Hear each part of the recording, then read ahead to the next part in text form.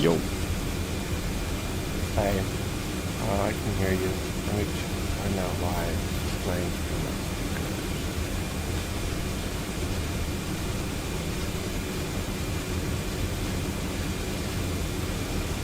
What are you trying to figure out? much. This TeamSpeak settings. I need to make it play. I need TeamSpeak to use my headset. My virtual desktop speaker. Oh, you're going VR? I'm not going VR.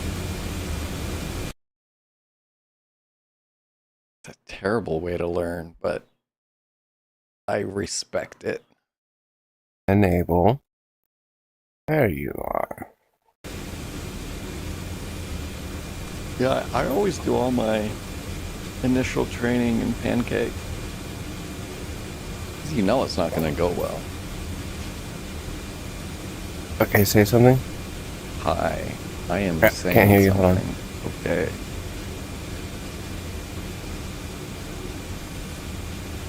Oh, that's why.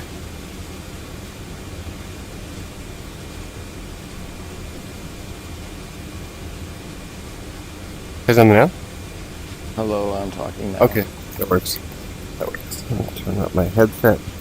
Okay, I'm in. I have a game up and running. Multiplayer? Yeah. All right. I guess I'll be pilot in Wretch 41. Reach? RECH. Yep.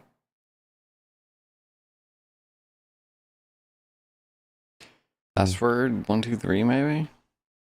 Yeah, maybe. Didn't start a plane. Why didn't it give me a plane? Oh, it's paused.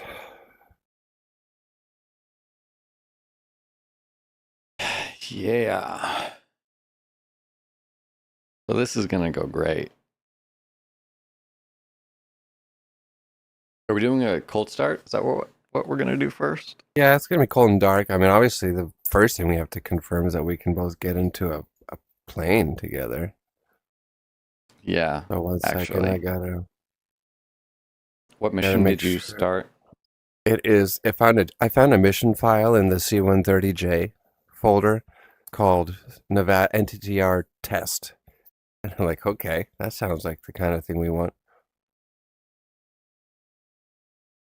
My keyboard doesn't have a break button on it, so everything that you in DCS that uses break, I have to remap. Break? I can like pause break. Oh, pause break, yeah. Let me remap that. That's gross.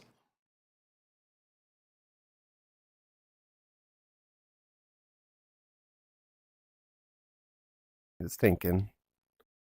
Can I Select. unpause it? No.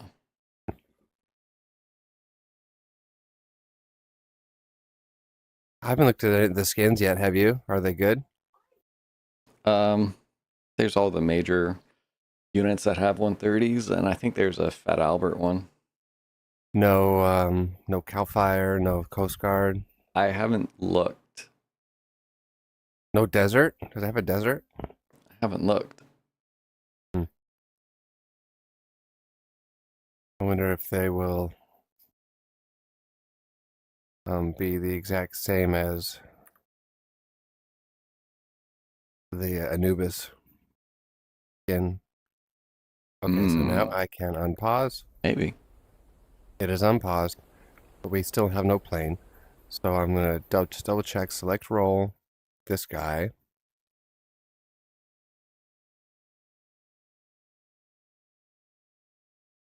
Okay, apply. Yeah, I think this mission's broken. I guess I have to. What this one? Does this one work?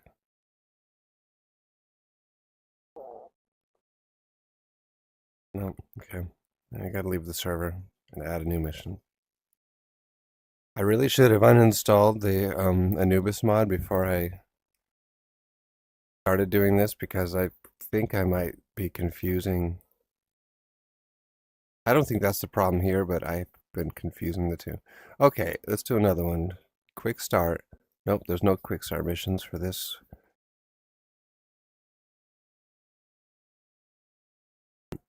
Okay, got it. Cold start. Interlick.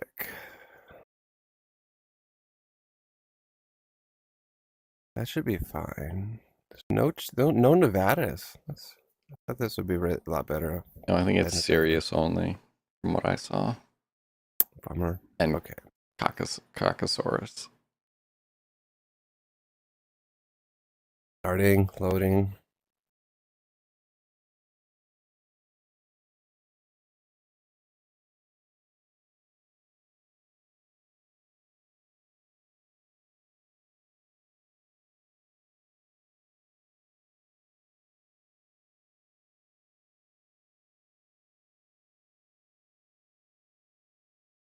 Loading. On that last map, I didn't see any co-pilot slots Yeah, I think in that those was aircraft. not a fully baked map. I see pilot, co-pilot This for looks this one. better. I'm briefing. I see you. I'm accepting.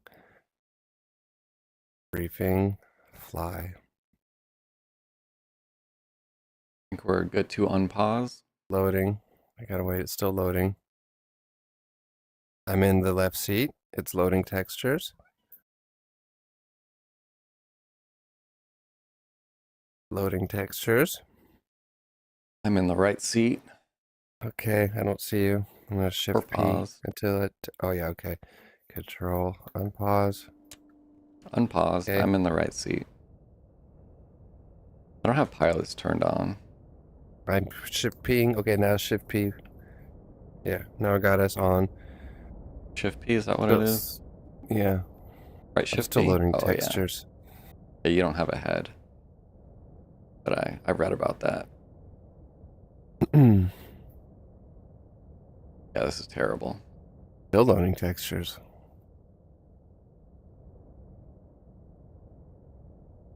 Does not usually happen.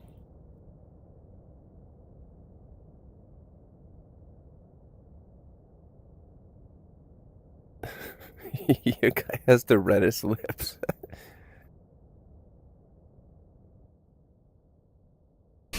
Yeah.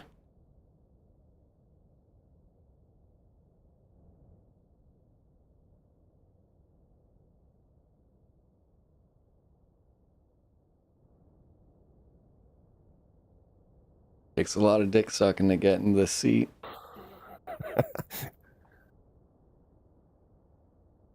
Hit F2 like 4 times.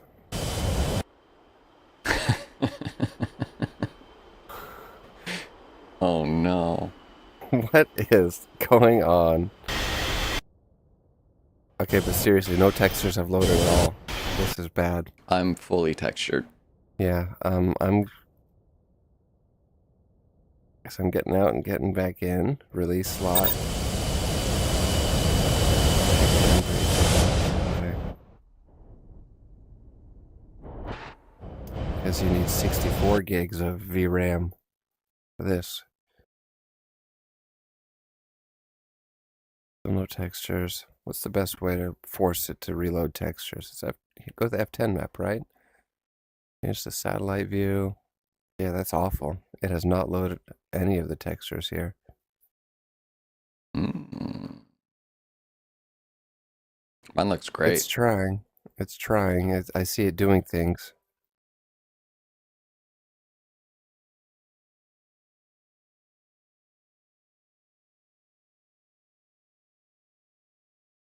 I guess we can refund our F-15.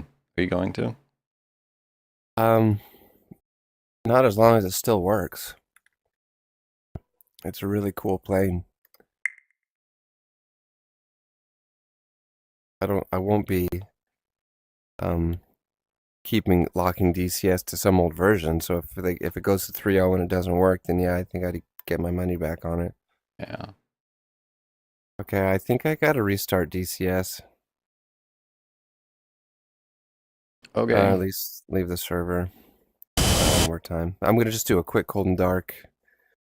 solo, just to make sure we're not dealing with some new bug. Cold and DCS dark. doesn't have bugs. It's made by professionals for professionals.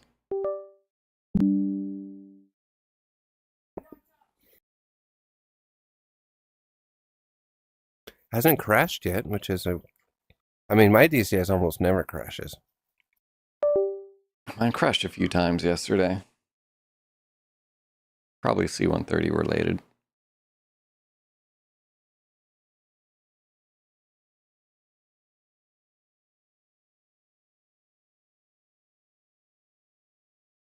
Yeah, I'm quitting the desktop. My cold and dark loaded a dark cockpit and no outside. Okay, I'll just do a quick restart. Probably because I loaded that test mission. Probably glitched me out. Yeah. That probably wasn't supposed to be shipped.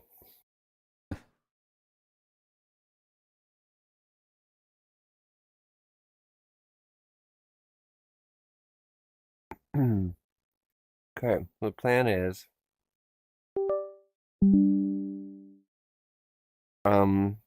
we could just run through a checklist if you have them. Kneeboard type stuff. I assume the checklist is in the kneeboard, right? I haven't even like mapped or tried to use the interactive cargo interface. Left control C. Do you have a control key? Yeah. Okay, good. Okay, starting multiplayer server, loading.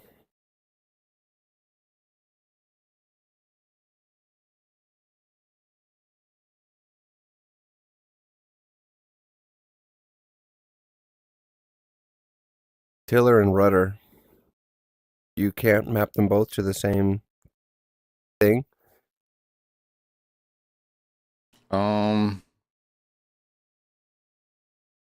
No. Default DCS doesn't let you do that. So I did a switch. Well, I made a switch a modifier. So when I Okay. flip it up, I'm then also thinking of using a rotary encoder for the tiller. rotary would be nice and more realistic.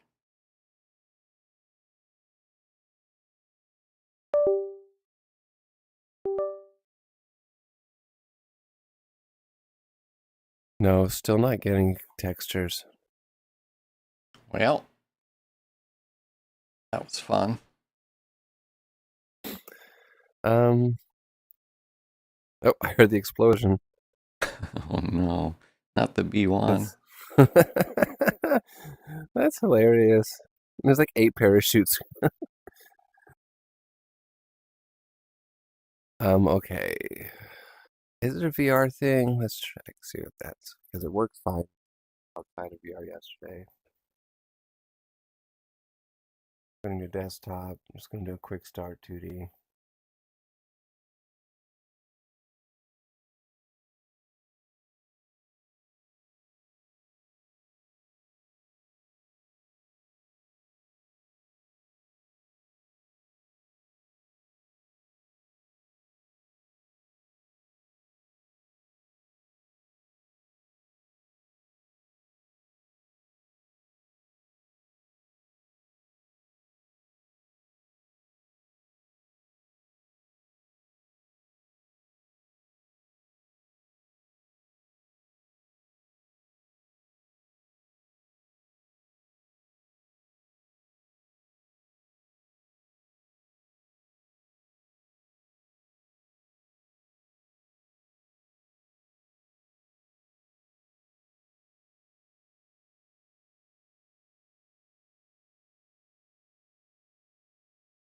I don't know if this is related.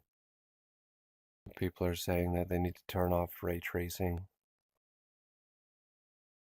in VR. Known bug. Ray tracing in VR. Yeah, because you know they did that ray traced glass. Mine was off by default. Oh, Well, 2D's loading up now. Let me see what it looks like. I haven't looked at any of those special settings for this module. Some Yeah, people are saying also delete the old C-130 mod, which is dumb because they're actually that may not be dumb because I wouldn't be surprised if there's some code that has yeah, hard coded they're not as separate paths as to the some old people stuff. think. Yeah, okay. 2D looks awesome. 2D works great. Okay. Wait.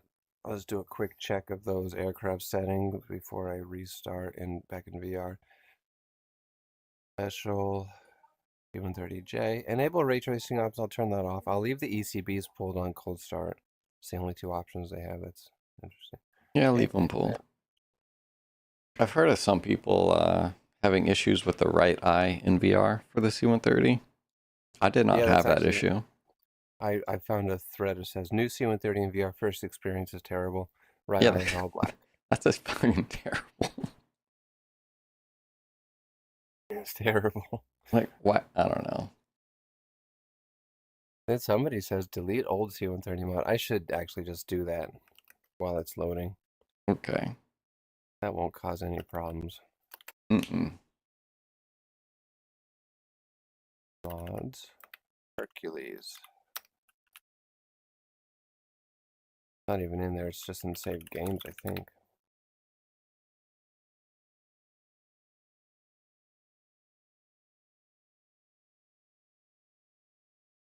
I'll do it next time. I'm in. I'll just jump right into multiplayer since it's about as fast. Loading. If this doesn't work, then there is something else going on with this plane and VR. It's a big deal.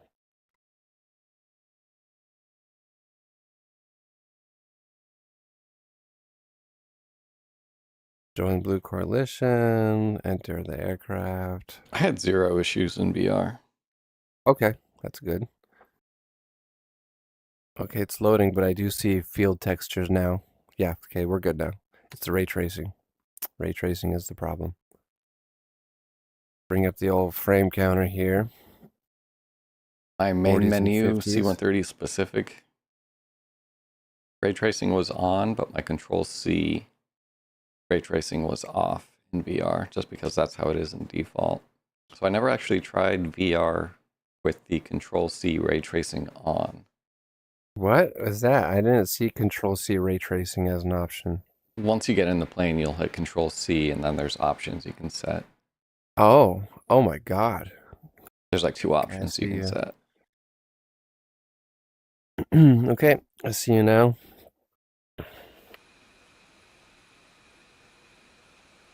Move your head if you haven't already. Loading. Okay, okay. Your head's moving. Still loading. It kind of Okay, slopped I'm over in. to the side now. Now my head's moving up, down, up, down, up, down, up, down, Oh, up, it's down. not moving at Well, I'm all. not in VR, so I'm just mouse looking. I don't think that Okay. counts as head And now tracking. he's looking straight ahead. I think it's like pre-programmed Yeah. moving.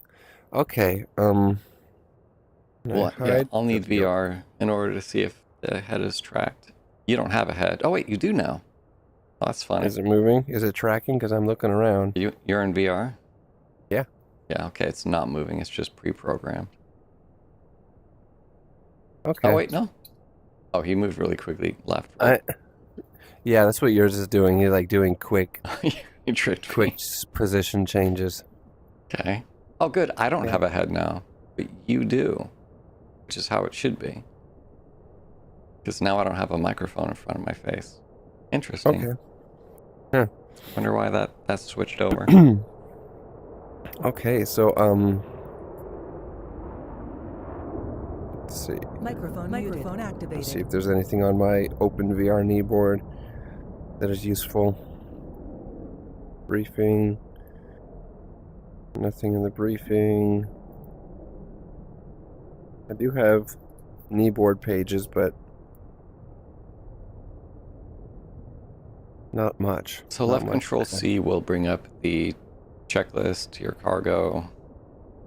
Yeah, so it looks like none of Settings. that is built-in DCS kneeboard. Okay, so it's its own separate thing. Mm-hmm. Control C. Okay, so what do we got here? Control boost switches.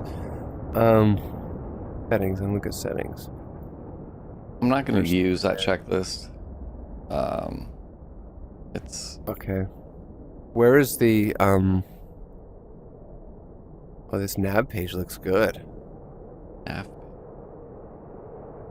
In the Control C view. Oh, it's using DCS Web Viewer, so it is using the same thing as Open kneeboard. Yeah. Okay. What were you saying about the ray tracing option? It's settings, the top tab Yeah. in the Yeah. ray And I don't see tracing. any options. Maybe because I unchecked it in the Oh yeah. So the in the bottom main. below the Yeah. reverse D10, it says ray tracing off low high. Oh, okay. Okay. Yeah, it'll be off for this one, I guess. Okay. We're good. Okay.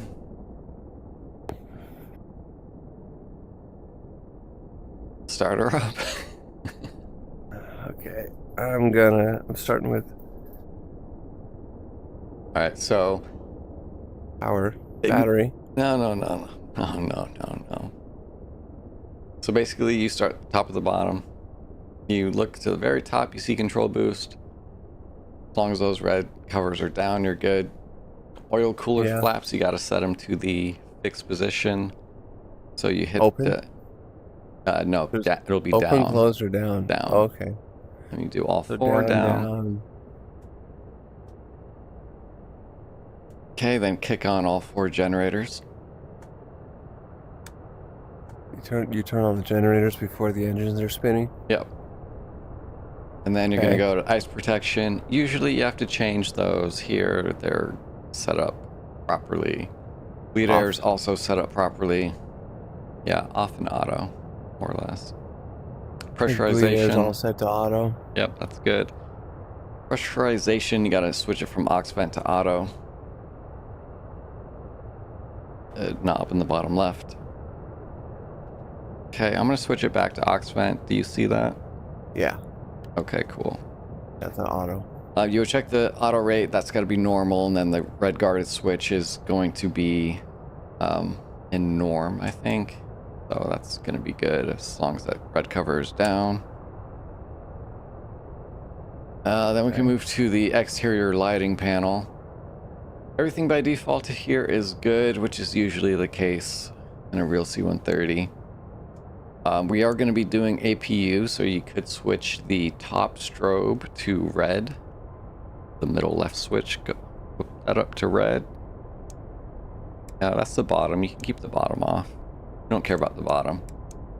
That's not going to Okay. actually do anything until we have AC power, so ironically, we Yeah. need it on for the APU, but it's not going to turn on until the APU is already running. It's kind of funny. Fuel panel there in the middle. Just gotta make Wait, sure. how do I open the windows? You can't actually. Really? Yeah, In this or in any in C-130? this. Those swing Wow. windows at your, I guess your 11 o'clock do open. See that pin?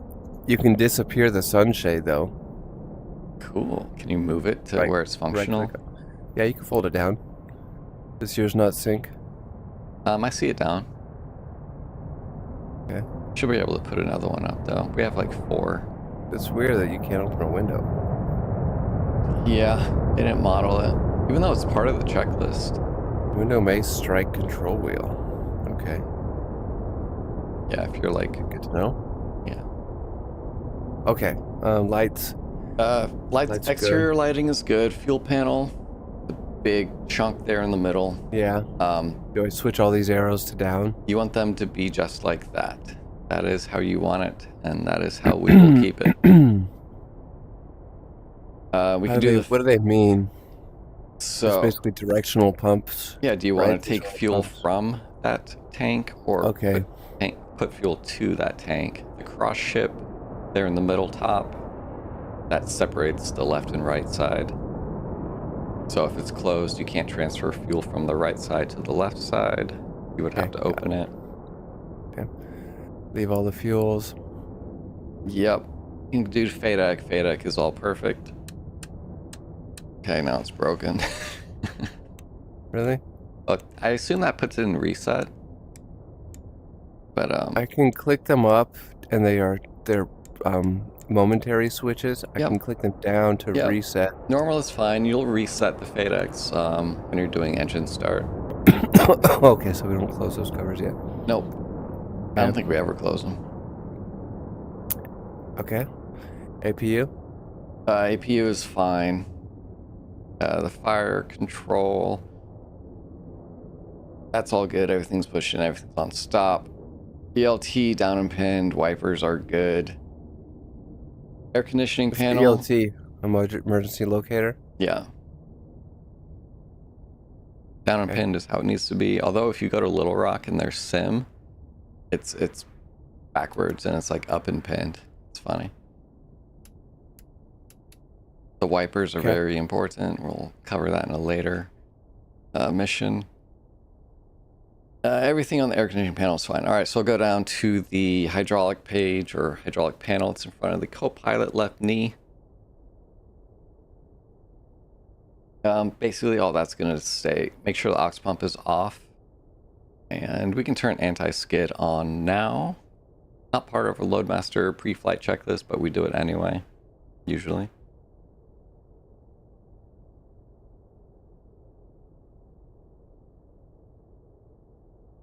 See, oh, did you crash? Oh, he crashed. He dead. User in your channel timed out. Oh, this is going great.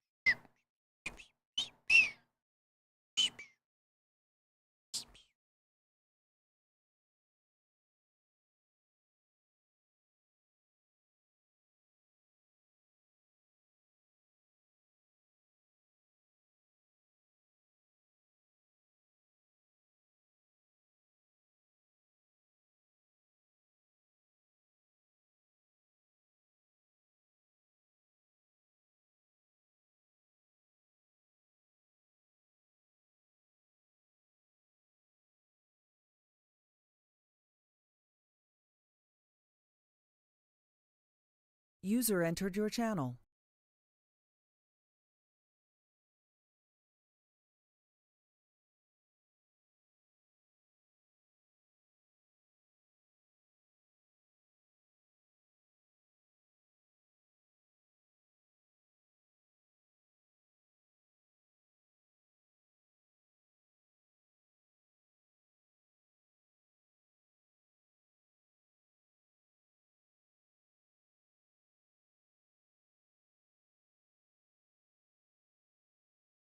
Okay, loading up.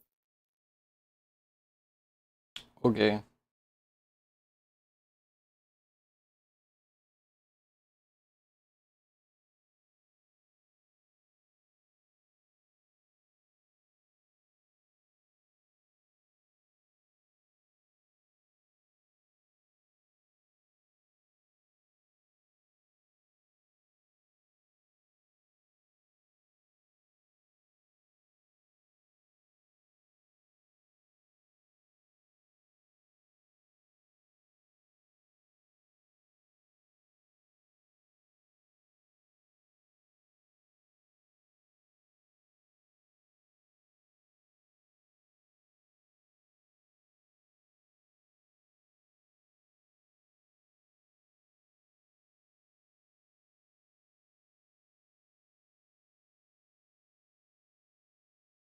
I think your RAM is bad.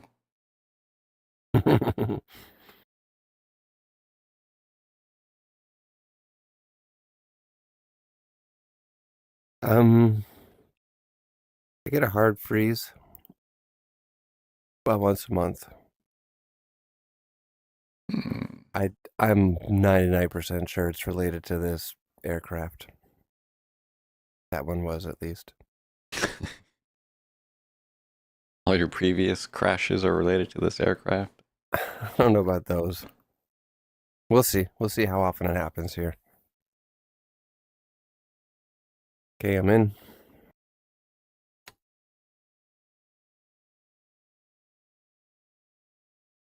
Loading.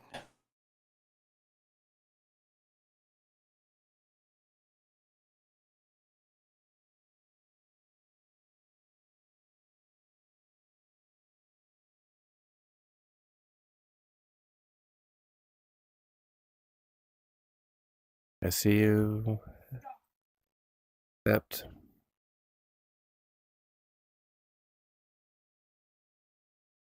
At least I was able to flip switches and you saw it. I mean, Yeah, that's more than I was expecting. The multiplayer sync is actually seems to be just fine so far. All right, And ready it's to unpause. Shift P. I see you. Okay. Short version. Microphone Cooler activated. flaps. Microphone muted. Microphone activated. Electrical generators on. Gas protection. Bleed air. Pressurization. Set that to auto. Yep, auto norm and norm, Okay. I guess. Lighting will go up red. I think their left click and That's right click is same. backwards based on every other aircraft in the game. Yeah, they get to decide. Each mod maker gets to decide. Feels good. FADEC, come back to that. Fire. APU is off. Air conditioner, you said leave it all the same. Yeah, it doesn't do anything Okay. without power or AC power. Okay. Anti-skid, you can kick that on even though it's not part of our checklist. Anti-skid, where's that? Copilot left knee. By the aux pump and the hydraulic engine. Okay, over there. Got Engine it. pumps and Anti-skid on. suction boost pumps. Okay, cool. Left of that, Yeah. you got your landing lights. Make sure all those are off. They are by Wait. default. Go back to the first one. So brakes, anti-skid on. Nothing for hydraulic. Let's leave those alone. Yeah, they won't leave function pumps until... Okay. you can Okay, do those it. are all. So just do anti-skid on. Okay. To the left of that, landing lights, you'll make sure everything is off. Which they Lights are by off. default. Make sure the gear is down, which it is.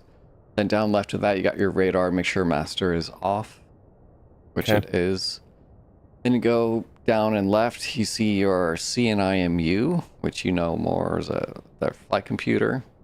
Okay. We'll call that the CNI. Go below that, and you see the defensive systems panel. Actually, you do the aerial delivery first, but all that's good. Defensive systems is also good. Cool. You just make sure everything's off, safe, and normal for both of those. Mm-hmm. And that is, that's it. Now you're good for the battery. So before you turn on the battery, you got to check both the AV and utilities battery. So you click it both ways. Make sure it's above 24 volts. That switch there. Okay, got it.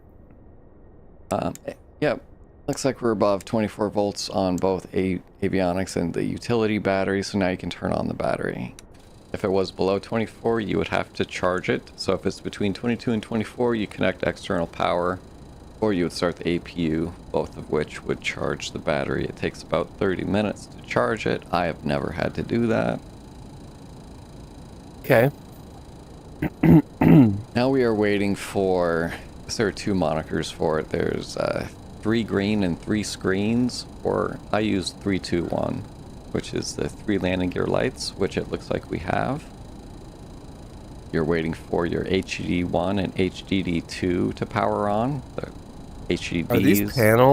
Are these panels wobbling on yours, or is that a VR thing? The Between HDDs? Yeah, between the displays. No. Okay. Okay, so now it's telling us we have a master caution because the batteries are discharging, meaning we don't have anything charging them, so you can silence that by hitting the master caution. Okay, so we have our 3 landing lights, we have our 2 HDDs, and we have our 1 CNI booted up, so we are good. We are now ready They're called HCDs? Yep, the big tablet-looking screens. HDD 1 What does that through stand 4. Heads down display. HDD? Okay. Yep. Hard drive. Hard disk drive. Okay. All right. So at this point, I would test our get home control radio, which we're not going to do. It's on the co-pilot side. I would just turn it on, tune the ground. I would call them, do like a uniform radio check, and then I would call ops and do a Victor radio check. Well, I do that. Is that on the VHF panel there? No, so if you look on to the right of the co-pilot seat, there's a...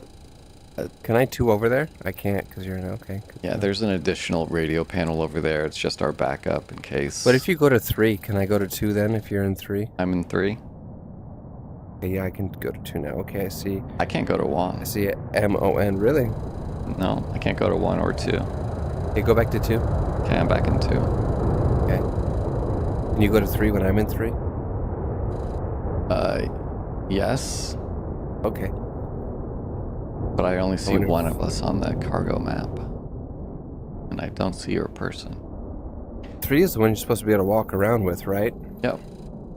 WASD, Q and E turn.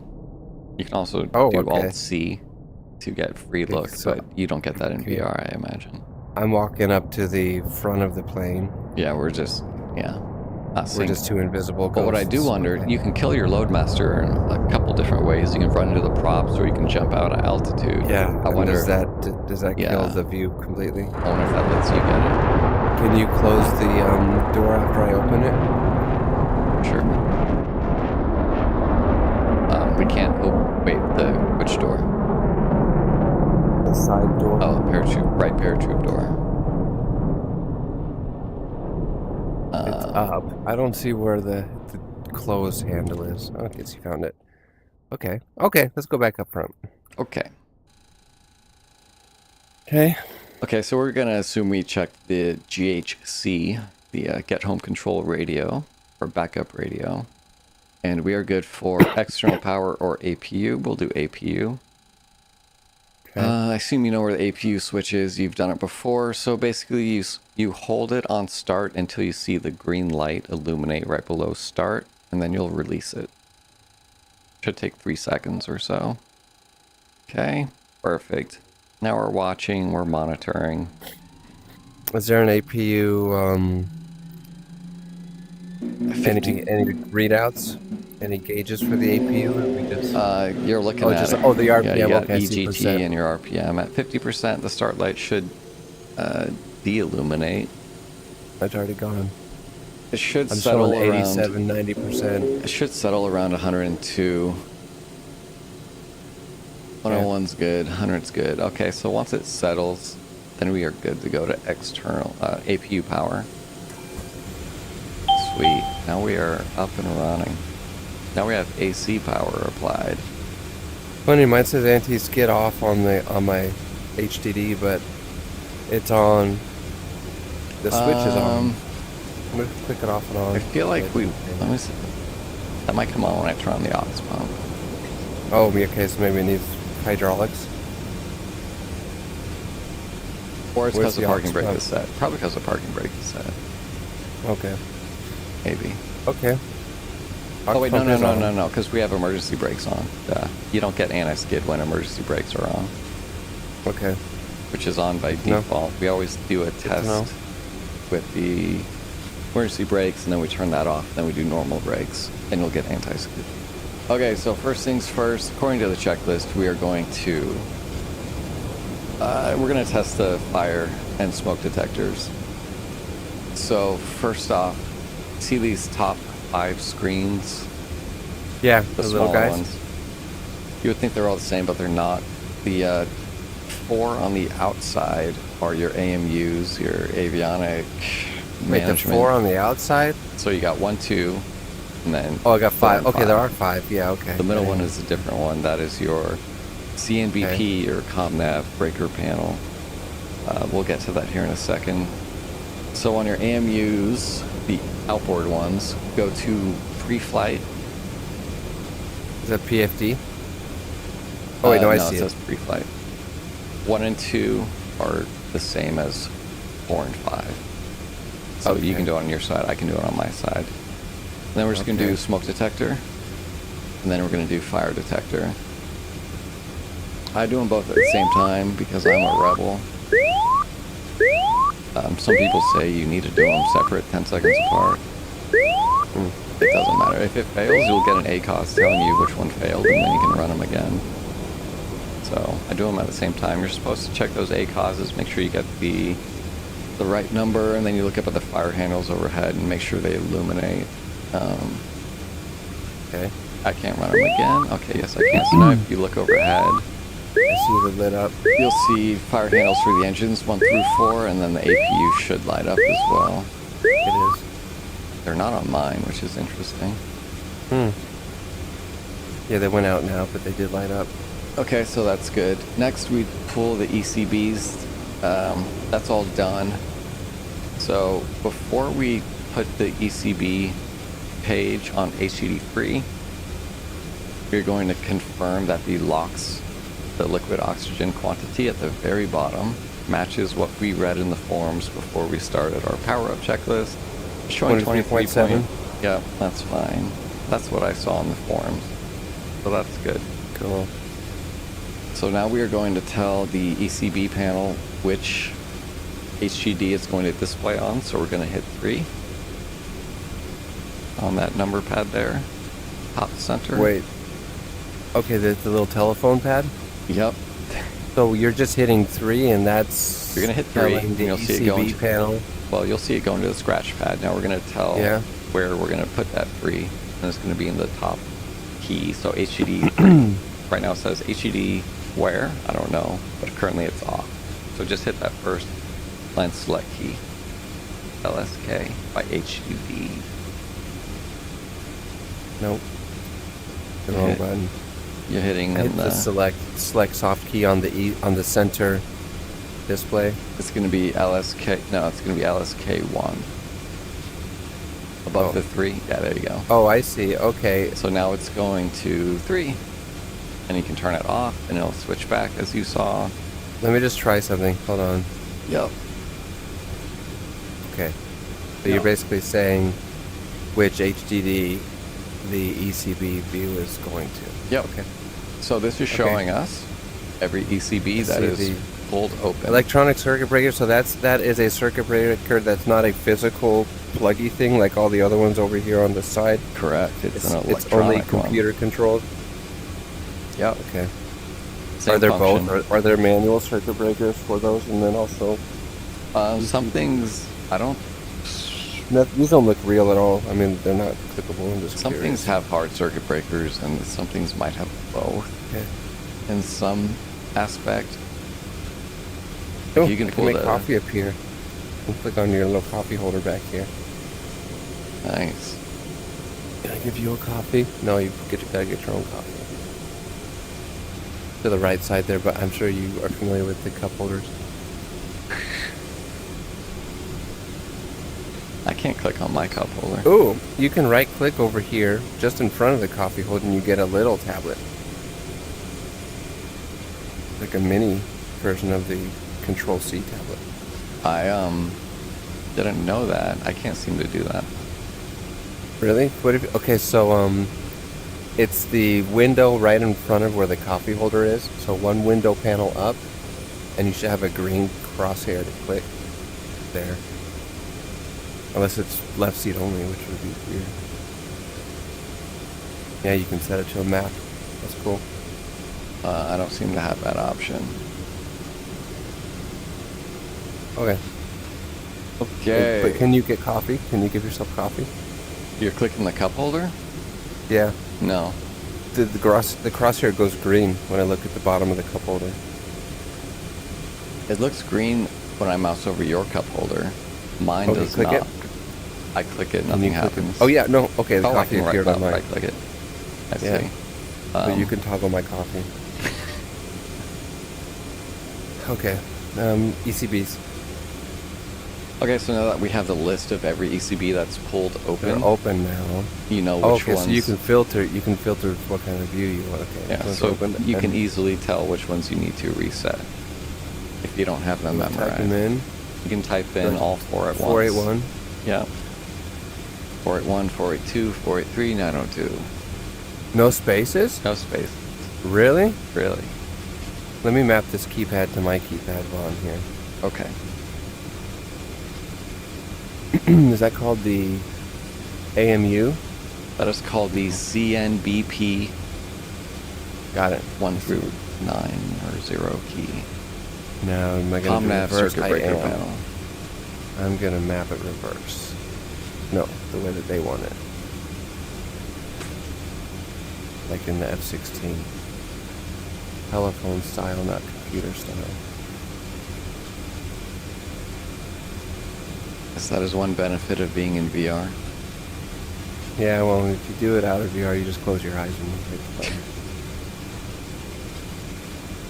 Okay, clear, calm, what are those? I do need a clear and a calm. You will need a period as well.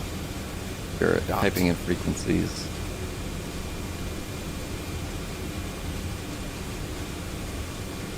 Decimal.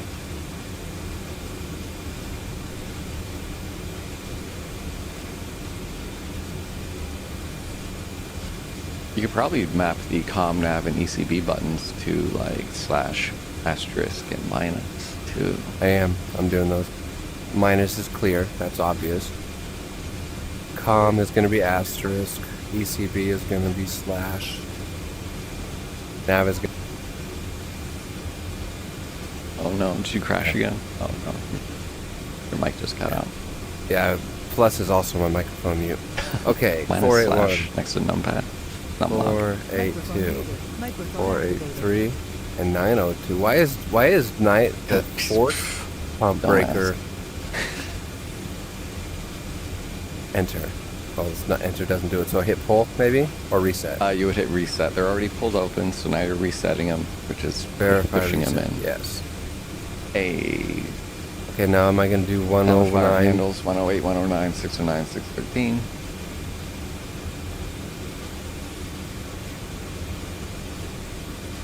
And you can do all 8 in the same line. Really? So you just okay. This is what that guy was talking about, typing in a super long code. I thought it was like an encryption kind of thing, but it's actually just Just resetting. naming the ones you Yeah. want to reset. Okay, so we have reset all the breakers Okay, so now our engines won't catch fire. because now the oil pumps will work. Yeah. Now they. Now the wait, circuit was it breakers primary and aren't auxiliary oil pumps? Because we did 8 different breakers. There's 8. There's have 4. like- There's 4 engines. So 4 of them were for the pumps, and 4 of them The were mains. for the fire handles overhead. Oh, okay. I assume that's just so we can't accidentally pull them. I actually don't know. I wonder if they'll light up now that we reset the breakers on your side. Let's find out. They're lit up on mine right now. They are not lit up. So I'm gonna refund the C-130. I'm really surprised that so much of the electronics are synced so far. I mean, Yeah. what happens when we go to the CNI? Well, I mean, this plane needs 2 pilots, so they damn well better. Really? Yeah. Is it really? Is it really? It doesn't really, no, but I mean, they're gonna make a sim for it, they damn well better. Okay. What's next? What's next is we would do a lamp lighting test. Is there a So, button for that? yeah, so Internal lights? you see to the bottom right of the gear handle, the co-pilot lighting. The co-pilot Yep. gets the lamp lighting test. Okay, I see I Yeah. see it So flickering. you would push it forward, you would look, you would push it, you would pull it aft, you would look. There are very specific lights that we need to look for, but I don't think we need Okay. to get into that. Basically, it's, Okay. yeah. After that, we could turn on bleed air. I guess we might as well. I never do. In fact, I rarely do APU. But so if you look overhead to the bleed air panel, the very top left, there's an APU button. So you can just go ahead and click that button. Okay, so now I guess it opens the valve for the APU. Yep, now we're getting bleed air from the APU. All right, crew check in. Pilot. Wow, that's Co-pilot. kind of looking forward to go to above Sizzo. 45. Load. Sizzo. There's no Sizzo on it. Insulate ground. Radar 22. Spot 88. Request engine start. Oh, so as soon as we turn on bleed air, Radar That's 22, just cleared engine start, automatically. pilot's discretion. Say again. I'm getting a bunch of radio calls. Yeah, You got those too? yeah, I couldn't hear you And because the- they were going. And those are triggered by turning on the APU bleed air? Apparently in this mission, yeah. Okay. None of these Okay, people. yeah, this is like a third party guy who did this mission. Okay, because Damn there's no Sizzo in a C-130J. There's no flight engineer. There's no navigator. Anyway, so now we got APU going. Now we can look at the air conditioning panel to the right of the bleed air. Well, I guess bottom right of the bleed air panel. We can see flight station is off and the cargo compartment is off. So I'm curious, if we turn both the flight station and the cargo compartment AC on, does our APU EGT go up? Yes, it does. Hey, that's nice. So now our APU is working harder. Because we've turned on the air conditioning. Yeah. So if it's really So hot so out, it's consuming more fuel now, and it's working harder. Okay. if it's Yeah, really okay, hot so, yeah, out, there's no what's way. a red we can- alarm? What's a red alarm? Well, I was just wondering what's the limit for the temperature of the APU? 710. Does it tell me somewhere on my screens what the outside temperature is right now? Can you see anything? Yes. If you go to, Rick, I don't remember. No thermometer on the window, kind of thing. No, it's in the CNI. Okay, I'm just curious. I don't remember where though. Find it. I'll find it for you. Yeah, so if it gets up to like 700, then we usually have to turn off the cargo compartment AC really? and the pilot. Okay, so it pilot must will not get be it. that hot here. It'll happen a lot. You basically can't have the cargo compartment and the flight deck on the ground if it's hot out. Like Who 90 loses AC degrees. first, cargo or flight Cargo, deck? always. That's what I thought. There's a cross-flow valve that you can turn on that will take like half and maybe like 25% of the pilot AC Oh, yeah, I and see that, slowly yeah. feed it into the cargo compartment. But And it's like you can control it manually to adjust the valve. yeah, I've Oh. never had to do it. Okay, got it. I'm gonna turn the air conditioners off. Yeah, so 680 is the max continuous EGT that you can have. 710 is the max EGT period. At 710, That's a lot. I mean, that's double what it is right now. yeah. Okay. Should we start them? What's that? Oh, you want to turn them on? For Do we what? start the engines now? Oh, that'd be cool, but no. So next up, we check fuel quantity. Okay. I'm not going to go into depth. Basically, Main one is 8,200. Is that pounds or gallons? that is pounds. Okay. So 82.75. Auxiliary is 1,500 total. Okay. So the inside mains are a little bit less than the outside mains. Is that because the APU runs off of? Like the So the APU runs off APU of runs main off two. of 2, Yeah. which you can see. Okay. Yeah. And so usually you would, before I Already would, used 100 pounds. usually I would put maybe a couple 100 pounds extra in 2. So, Oh, yeah, so you they can- can you run can it for run about it. 30 minutes until we get the engines going. Yeah. Okay. Yeah. You always want to have the inboards and outboards, so that would be like 1 and 2 or 3 and 4. They have to be Mhm. separated by 750 pounds, which they are right now. You can see it's like Why? 8,375. But it's a just flow thing. no, it's just like a weight thing. You want the outboard primary and tanks to be a little secondary bit fuel heavier. management. They want it to be that specific. value. Okay, and we got 2 oxes as well. Those are like hip tanks or something. Yeah, I think they're in like the armpit or the Yeah, okay. inner wing area. We go to number 3 and just take a look around in the back here. So basically, if you have fuel in your ox tanks, you can't let your main tanks get below certain values. So your outboard tanks can't go below 7060, and your inboard tanks can't go below 6400.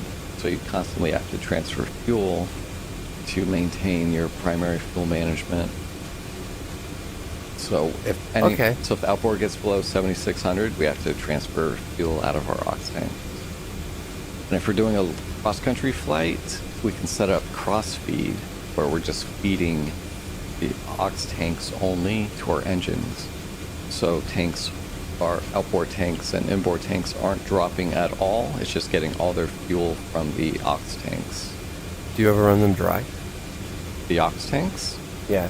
Yes. Okay, so you they're always basically run them expendable? dry first. Okay, got it. And they only have one transfer pump, so if that one transfer pump fails, then you're stuck with that fuel forever and ever and ever. Is that the pump up here where it's this guy? Yep, those are your ox tanks, and that is a transfer pump. If you look on the other engine or the other tanks, you see it's got the switch up top and it's got a line on the bottom. Yeah, and they got the cross feeds at the bottom, so they got their primary pumps and then the cross feed pumps. Yes, a transfer pump on top for the cross feed. Well, I guess that wouldn't be cross feed, but the transfer pumps on top, and then you have boost pumps on the bottom. So the white lines are basically plumbing. So the white lines are pipes. Yep, your manifold. And the switches are pumps. Your manifold diagram. So you could set up these pumps to pump out of the main, and you could cross feed it down if.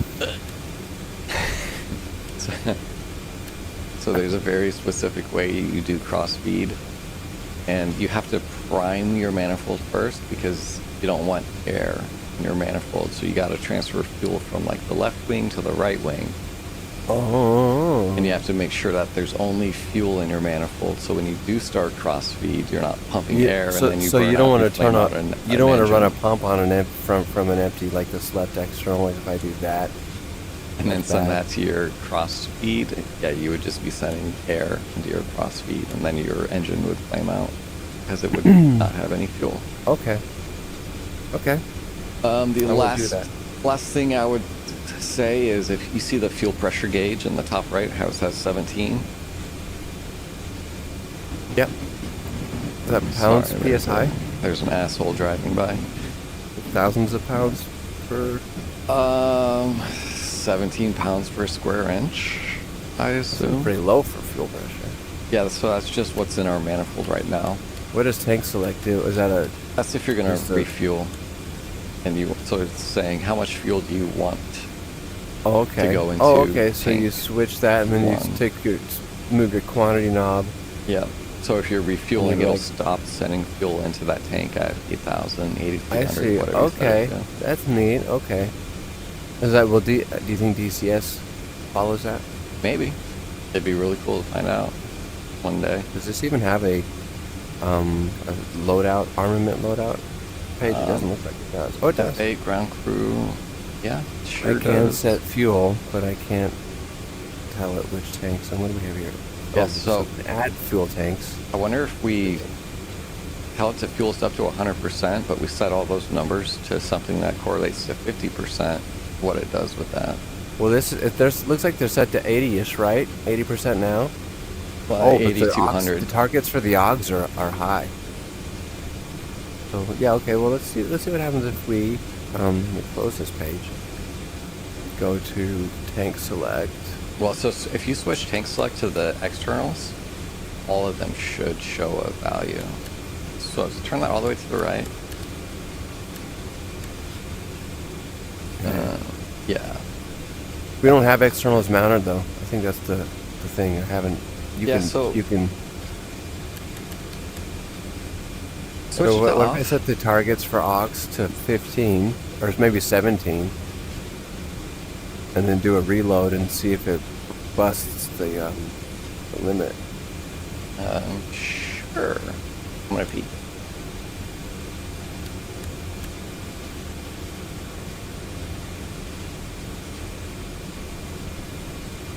Okay. I'll go to armament, refuel to 100. Request refueling. We'll just watch these numbers and see what happens. And what we should see is the mains should get a little. They are. The auxes should get a little, but not a lot.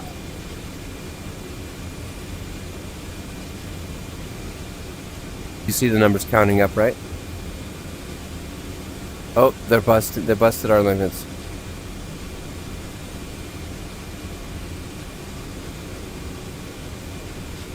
Are you still there?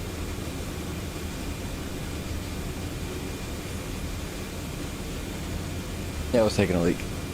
Oh, okay. So, first of all, it shouldn't have done anything because we have our SPR valve, our single point refueling valve, set to closed. So even if they connect a fuel truck and start pumping, nothing should enter our system. That's the switch above between our right aux and 3 main. Yeah, okay, so that's not setting it to normal. so Seems we like asked for this panel 100%. isn't- That was, yeah. Okay. So they're just maxing us out.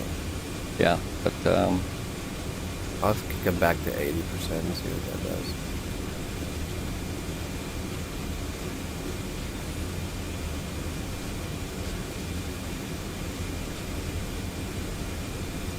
Okay, what's next?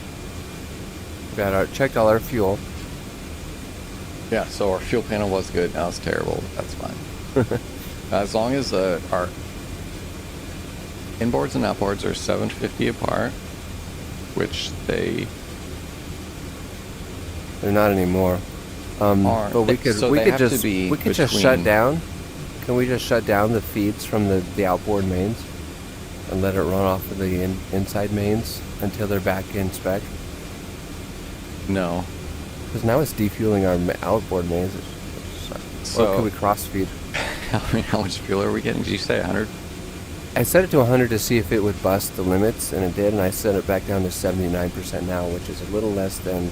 Okay, When so it started. I mean, it's not the end of the world, but so to make it easier so we can see, we'll turn that to off. Yeah. It looks like we're pretty good. You have to be between Well, our 500, inboards and outboards. Oh, yeah, 500, okay, there's 600. 500 and 1,000 is the Okay. limit, so 750 is the goal. So as long as they're between 500 and 1,000, we're fine. Okay. Yeah, okay. And I guess that's just going to go up for a while. It's going down now. We're defueling. Oh, No. what'd you set it to now? There we go. 79. It got up to 86 while we were watching them count. Yeah. So the So reason the auxes are a little fat. the reason we switch it to the external tanks is just so they're not flashing while we're getting fuel. Because if you have one selected, then you're just looking at it flashing the whole time. Yeah, I So get it. They turn to Switch to external, and Yeah. because they're not mounted, we get no activity on them. Yep. Okay. Okay, so it looks like we're done Fuel fueling. pressure's We're 17. We're 750. We're 750 or so. Let's just say we weren't at 750. Actually, why don't you get us to 7250 internal, 8,000 outboard. Sorry, I meant inboard. So put the outboards at 8 and put the inboards at 7250. Using the crossfeed knobs. No, you would use cross ship and then you would just do the to and from tanks. Okay. Cross ship is on. So now the left wing We're and gonna right wing can pump. talk to each other. Let's get. We're draining the inboard mains, right? Well, we're getting the outboards to 8 and the inboards to 7250. Oh, we want to go opposite. Okay, we wanna take- So the only way you're going to be able to do that is if you take fuel from the aux. like that. Yeah, more or less. And what did you say? 70? Outboards are going to 8. So Oh, you want the 7250 for the outboards. inboards and 8 for the outboards. And I did too much on one of the... Okay, so you can just go, yep, send it a little bit out. Usually it's delayed, so once you turn it off, you're still going to move about 30 Okay, yeah, because the motor spins down and it equalizes. 30 pounds or so. Not really draining out of the inboard of number 3. Close you. There we go.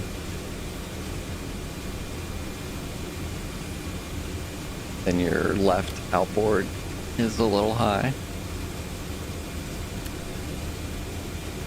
High? Left outboard, number 1. Oh, left is, okay, yeah. Basically balance the, oh, no, that's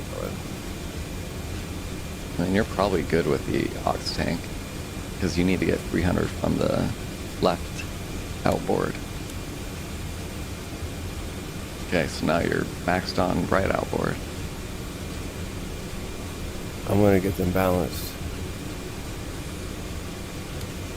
Well, 750 above 7250 would be 8, so 8 would be Yeah. ideal. So do I want to pump back into the aux now? Probably not. I mean, this is fine. Usually it's really hard to get this much fuel in your outboards. Anything above 8 is rare. Yeah. Okay. And you'd rather have fuel being in your actual tanks as opposed to your aux tanks, because your aux tanks have a single point of failure, your one transfer pump, whereas your regular tanks have your transfer pump and your boost pump. Anyway, that's more than we needed to get into on the fuel panel. Okay, so last but not least, you see that you still have 33 psi fuel pressure. You have to get that out of the manifold. So it's overpressured now? Well, you just want that to be drained at all times. Do I just dump so it, or you do dump I... it somewhere, wherever you can dump it. So here, I would probably do your inboard tanks. I would do like, no, not that kind of stuff. I would drop it into your, I would open... into number 2 and number 3? Yeah, I would do them both. And then once it gets down to 3, you would close them. Then you would close your cross ship, the top middle. And then will it rebuild pressure? No. Sometimes it does if they leak, and then you know you have a bad transfer pump or a bad seal somewhere. Had that happen once. Okay. So that's okay, perfect. so the cross-feed plumbing doesn't need to be pressurized unless you're actually cross-feeding gas. Cross-feed is... cross ship. Cross ship is just a valve separating the left and right wing. Just how it's drawn on the manifold. You can't... Yeah. Any of those pumps left of the cross ship can't go into the right unless you open the cross ship. Okay, yeah. So the question is 3 okay? 3 is perfect. 3 is empty. It always says 3. So this fuel pressure isn't the pressure between the mains and the engines, it's the pressurization of the whole manifold system. Yes and no. So 'Cause that the engines fuel pressure gauge is exactly where it is in the manifold. It's on the right wing of the manifold. So if you open up, so send any of the left wing tanks so start pumping fuel out of them. Mm-hmm.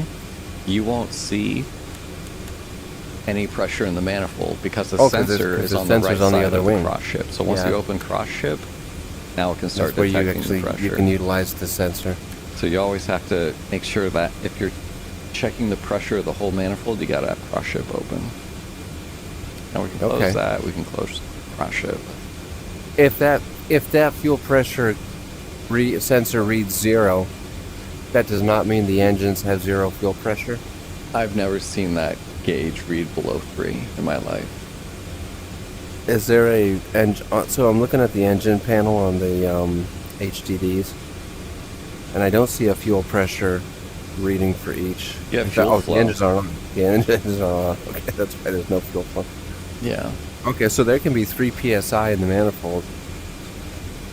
Let's go on. What's next? We're gonna see what that says when the engines are running. The fuel pressure gauge overhead, that'll be at 3. That's completely independent of fuel flow. Yeah. Yeah, that's okay. That's that's what I'm thinking. Like the fuel pressure in the manifold is not the same thing as the amount of the pressure that's feeding the engines. Correct. All right, so after we check fuel quantity, we would do the trim. So if you look below... Okay, hold on.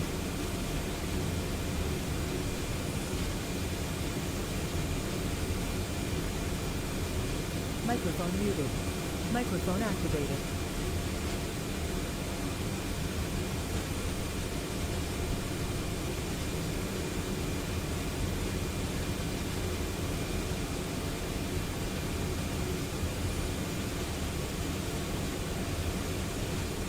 What's next?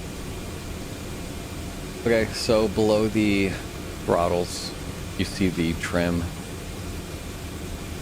You got a 3-way switch. I guess I'll make a point to note that anything that has this yellow and white hashed line around it, it's a emergency.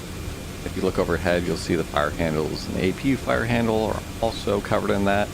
Those items are run off of DC power, so your battery. You can use them even with the plane, even when the plane is off. Or when it has no generator power. Yeah, so no AC power from an APU or an You external can power adjust card the for that. elevator trim. Yeah, so you can Okay, do a that's little bit of trim, you can do the alarms, you can pull the fire handle. Anyway, so normally what I would do is I would set it to emergency, and this little 4-way thing that doesn't appear to be modeled. Oh, I guess it is. You It's like a little recessed joystick. Is that a trim? Yeah, so you can do the trim, you can do nose up, and you can do the wings with that guy, and you can do the rudder with that guy. We only check up and down in emergency, and then we use the trim on the yoke and make sure it doesn't function, or it does function. So we switch, we do emergency, then we go to off, we do the same check, and then we go to normal, and then we do the same check of everything just to make sure it works. And normal... I'm going to look at the back of the plane now. You want to trim in? I'll tell you if it moves. What are you doing? Just looking at the elevator. Okay. Trimming nose down. It's not moving. Trimming nose. Okay. So fun fact, the trim on the left wing is real. The trim on the right wing is fixed. It doesn't move at all. And I assume it has to do with the way the propellers spin, and it kind of pushes you one way. Yeah, you got so like you only need a little bit of trim on the left wing and none on the right. But that's aileron trim, not elevator. That would be aileron trim, yeah. Okay. Rudder trim, there's a separate, it's not moving the entire tail. If you look at it, you'll see there's just a small cutout where it says the rock at the very end. Yeah. That is going to be your rudder trim. Okay. So I'm going to move that now, moving it left. Not moving at all on mine. Yeah, I don't see it moving either. Okay, that's cool. So the trim tabs aren't. Oh, actually, I don't see we're not getting any rudder trim at all, period. I wonder if I can't control that. Yeah. Where is that visualized? Below HDD2 is where all your trim and flaps. Okay. Yeah, so they look like they're all centered. Elevator trim's a little high. I think that's default. Yeah, I can't gotta control map these. I can't I gotta control map any of these. those. Maybe it's time for me to map some things. Yeah. Axis real quick.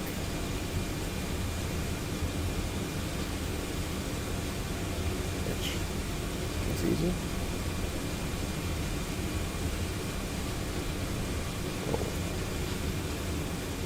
You have a yoke or a stick?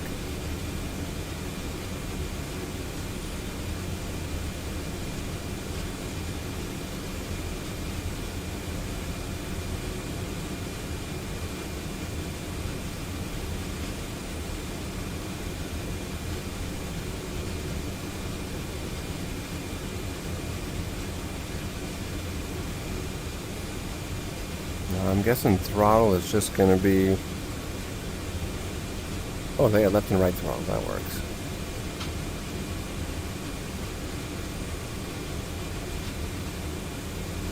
Yeah, I'm using a yoke. I don't have it set up now, so you're flying. And yeah, I think just left and right is all we're going to need. The only reason you would need all four is if you have an emergency and you want to throttle back on the broken engine. Other than that, we're just going to use the thrust for turning. Do you think I'm going to need wheel brake left and right? No.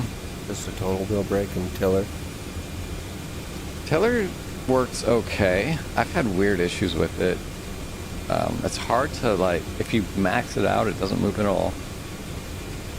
So you have to never hold it all the way to the left or right. Nose wheel steering, is that what they mean? That's the tiller. Okay. So I will not make that an axis yet. Yeah, I haven't found out the right way to do the tiller and rudder pedals yet. A nice rotary knob would be great, but I don't know about that one on the left throttle. Do you have one of those big volume knobs? Like those USB volume knobs? No. That would be cool. I don't know if those are axis or analog or not. I do have my wheel right next to me. I might try that one day. Okay, let me get the trim here.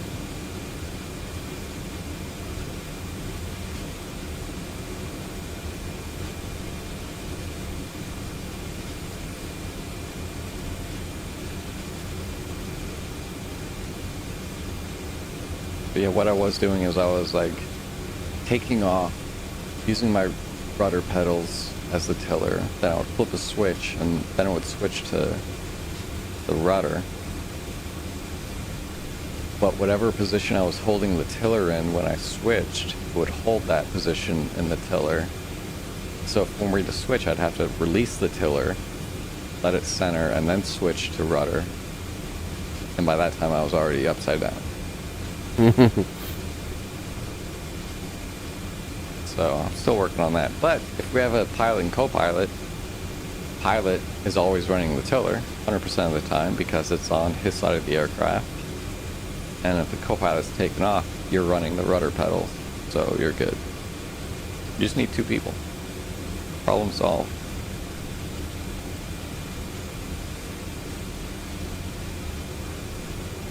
It worked okay in the Chinook. I'm sure it's something here. Okay, I've got some stuff mapped. Looks like they're responding. Yoke is moving on yours, I presume? No, I see 0 control input. There's the other light services. They're not moving. Oh, they are. I've seen some action with the elevator. Not with the ailerons yet. Okay, do you have a trim mapped? I do. Can you give me some movement? I want to see if the gauges move. Okay, I'm gonna go full nose up. I'm seeing my elevator trim gauge move. It's now 10 degrees up. Nope, 25. Okay, Okay, so it's full up now. mine like jumped from 0 to like 25. Okay, yeah, it's about 25. So I'm gonna put it back down to 0 now. It's slowly moving back down to 0. I see 15, 0 10, movement, no movement. Approaching 0. I'm letting go now. Okay, so I guess once you let go, it just jumped. Okay, I'm letting go at 10. Yep, 10. Moving to 15, 10, letting 10, go. 15, 15. Moving to 20, 15, letting go 15, now. 20. Okay, so it just updates. Back to 0. Okay. And I do see 0. your trim tabs on the elevator. Yep, they move accordingly. Okay, so you're actually seeing the elevator move. Yep. And I wonder if I hit my Yeah, trim I'm seeing that too. key binds, if it would work. Try it. As opposed to me, I don't have the yoke plugged in. Okay, going back down to 0. And I guess we'll just see it. Okay, trim moves. Trim is set. Trim is checked. So next we would check our flaps lever. We would make sure that the physical lever matches the indicator. It's showing flaps full up, and the indicator is showing flaps at 0 as well. Where's the indicator? Oh. Below bottom. the trim. Got it. Yeah, okay. Okay. Does F do that? Yeah, Shift F brings it down.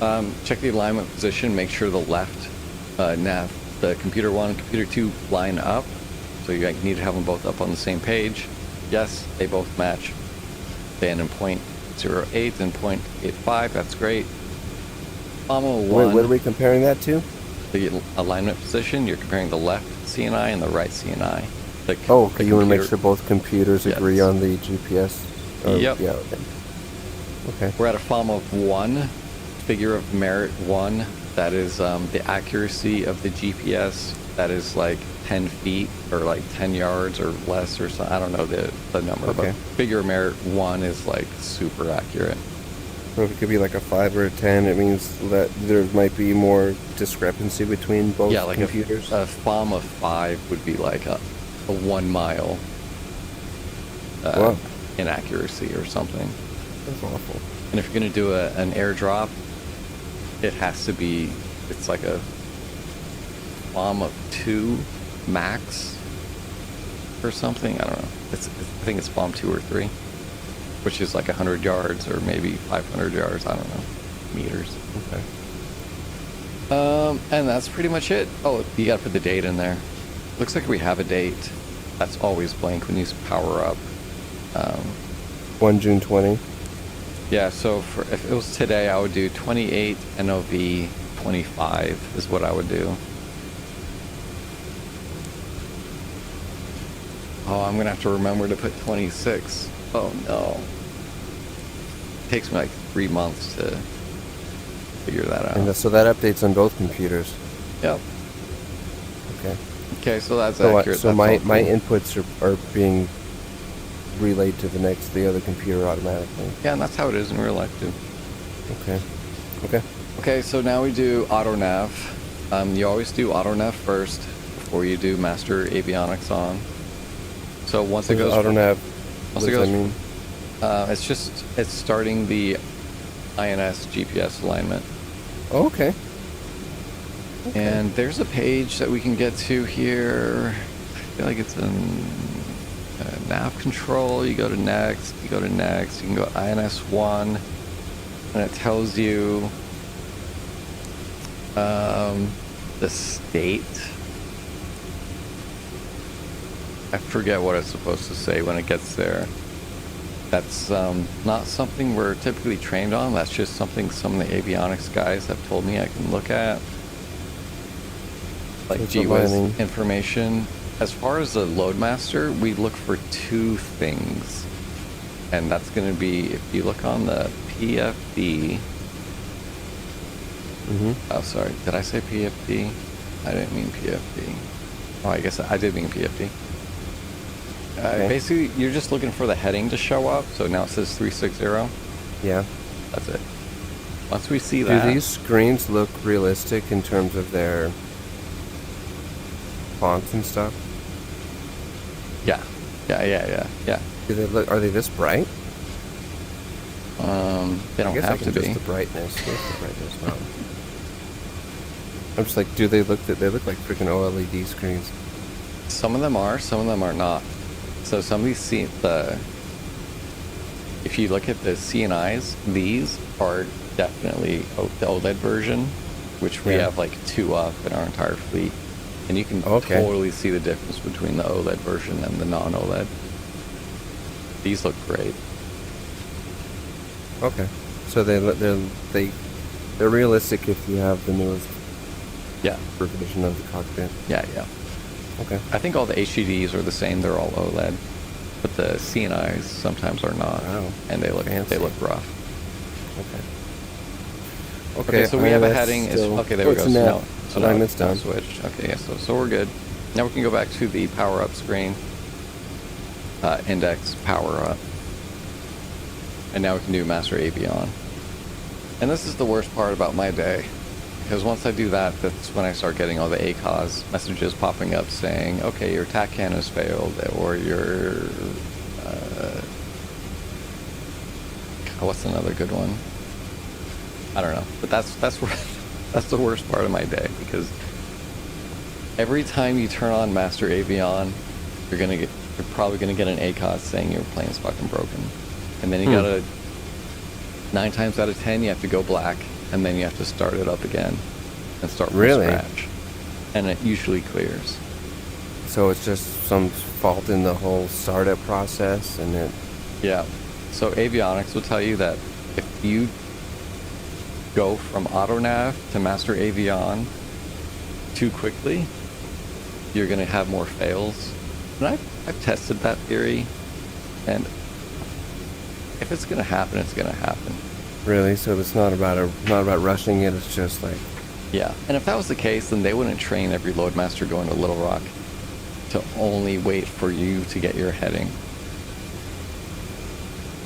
Yeah. So, I don't know. So once you get INS aligned, that should be the okay time to turn on the Master Well, the Avionics. INS is probably still aligning. It takes a few minutes. Even though it says align. That's the way it is in F-16. It'll say it's aligned, but it'll continue to refine its alignment after it says aligned. I guess we did get a heading. It should show 3 X's normally, and then we got a heading. It was showing like 360, and then we actually got aligned, and then it switched to like 232. 230. Yeah. So I'm wondering. Yeah, I don't know. I don't have an answer for what it does in the real plane. I usually don't wait. As soon as I see numbers there, once those X's go away, I'm hitting Master Avion. Okay. And if it works great. If it doesn't, then I go black and I start her up again. But if I do the second startup after going black, I don't check the things like fire suppression. I don't have to check the trim. It's basically just turning the battery off, the external power source off, battery off. Yeah, And you then don't have to go through all the flaps indicator and all that Yeah, stuff then I just again. turn the battery back on. You're just external rebooting power, it and I'm good to go. Picking up where you left off. Yeah, it takes like 2 minutes, maybe. Okay. That's it. CNI is up. We are Master Avion. That's a full power up. Okay. What is this top screen called again? The outboard or the inboards? The outboards or the Outboards. AMU? AMU. Okay. The middle one Avionics is Management Unit. The middle one is the CNBP. If you look at the 3 buttons, COM, NAV, Circuit Breaker, Yeah. CNBP. Yeah, okay. Breaker something. COM, NAV, Circuit Breaker Panel. Oh, breaker panel. Okay. CNCB. P. Oh, circuit breaker panel. Okay. If you mouse over Okay. the LSK for it, it'll tell you CNBP. I think I have tooltips turned off. Oh, that's a great way to learn it. Learn an aircraft. I think we're doing fine. Can I hit the start button now? I guess. I don't know how to start the engines. That's not my job. Okay, so I'm going back to index. Okay, so basically at this Power point, the pilots would say, okay, AV's on. we're going to do the before starting engines checklist. There's not a whole lot that's going to happen. We're going to check Now it. I'm bringing up the checklist here. We're going to check the get home Battery control. switch. That's not an issue.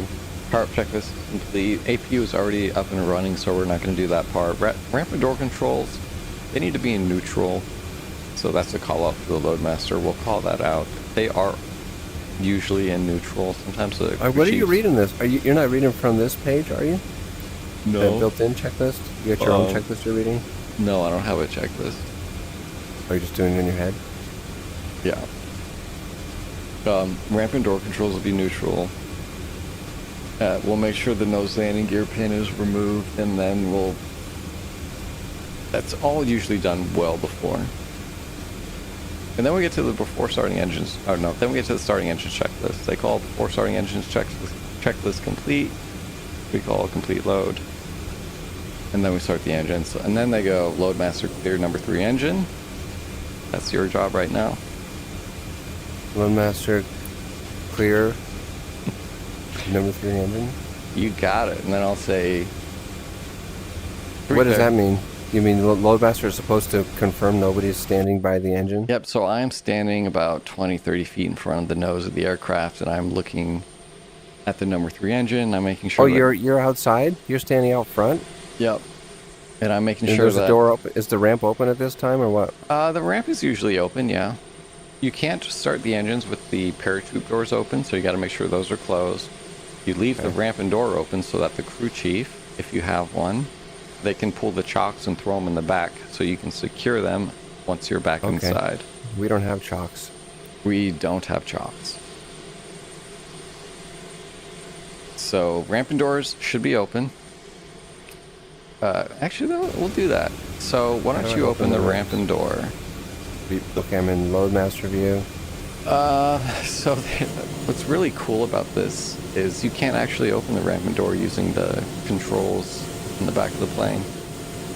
The only options are in the Control C menu, or you can do them from the pilot seat, which is never done in real life, but for today's sake, and since we're going to be doing airdrops, we'll do them from the cockpit. AFCS, aerial delivery, So defensive systems. the ramp and door is run off of the auxiliary pump. It's an electrical pump located in the back of the plane. You have to turn it on. It's located in front of the co-pilot's left knee. And you will also use that when you're taking off and landing because that controls your emergency brakes. So you always have to have your aux pump on as well. Okay, aux pump is on. Okay, now you can just open the ramp and door. In real life, you have to hold the switch forward. It is left of the trim. Yeah, you got it. So in real life, you got to hold it the whole time. Okay, so it's not going to work because we are on the ground and you have to, you can't do that with the weight on wheels. Which is, Oh, pilot can't open it when you're with the weight on wheels? no, so let me figure out how to turn that off. I forget how you turn And off the weight on the wheels. panel here, is this just not implemented? Because I see the knobbers for it. Are you in the back of the plane? Yeah. Yeah, it just doesn't. You can turn on and off the aux pump, but that's about it. I have had zero luck doing that. Maybe they just haven't finished setting it up yet. Where's the freaking weight on wheels? Override. Oops, I think I turned the pump off. It's not okay, it is pre-flight. Okay, ramp door weight over, okay. Ramp and door weight on wheels override is now on. Okay.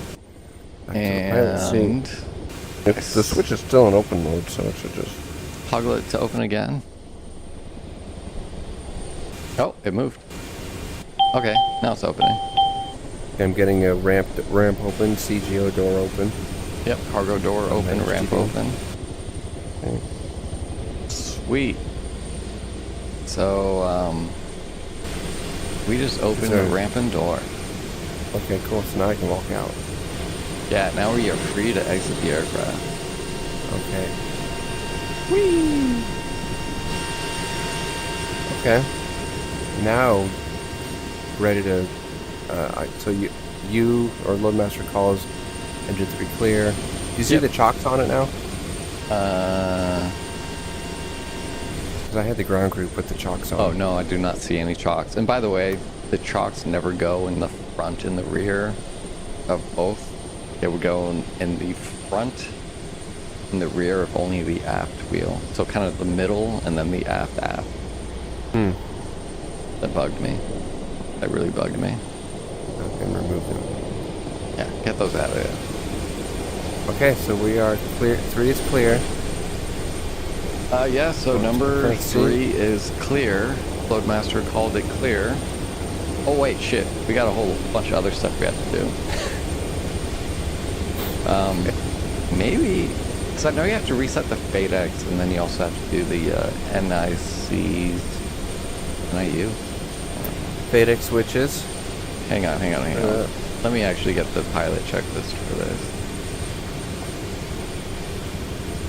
There's, when you're looking at the checklist in the Control C menu, there are options for there's GTA, Action, Sim, and Yeah, Professional. the realism. So, maybe it's just we switch it up to realistic. How off could it be? Okay, starting engines checklist, clear number 3. Number 3 was called clear, but I guess we should do EV4 starting engine pilot checklist. Okay, intercom GHC is checked, power checklist is good. Puzzle forms, cockpit setup we don't care about. Radar we don't care about. CNI don't care about that. Caps we don't care about. We're a single ship. Com, nav, IFF don't care about. Don't care about nav control. TACAN, nav solution. Man, we don't care about any of this. Exterior lighting panel is set. We got, well, it's not set, but we don't care. Okay, FedEx switches reset all 4. We just go left to right.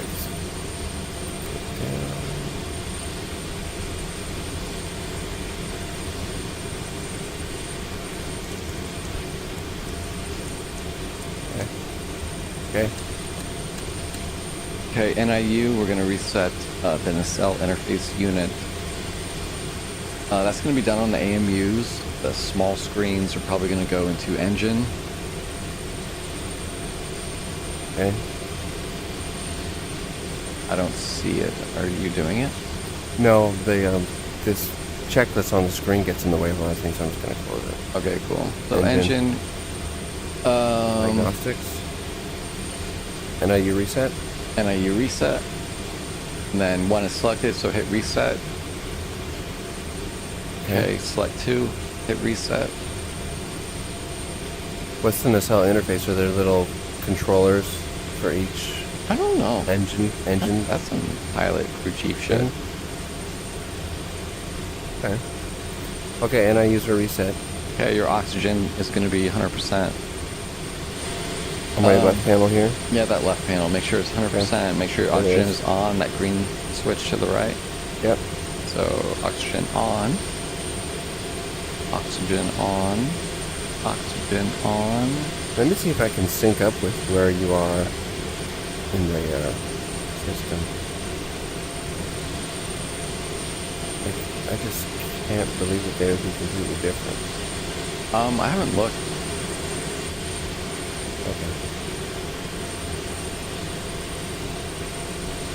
Okay. Continue. Turn your oxygen on. It's the green Okay, switch. 100%. Oxygen on. No, it's 2 switches. One is normal oxygen, one's 100%. One is on and one is off. The rightmost switch is currently off.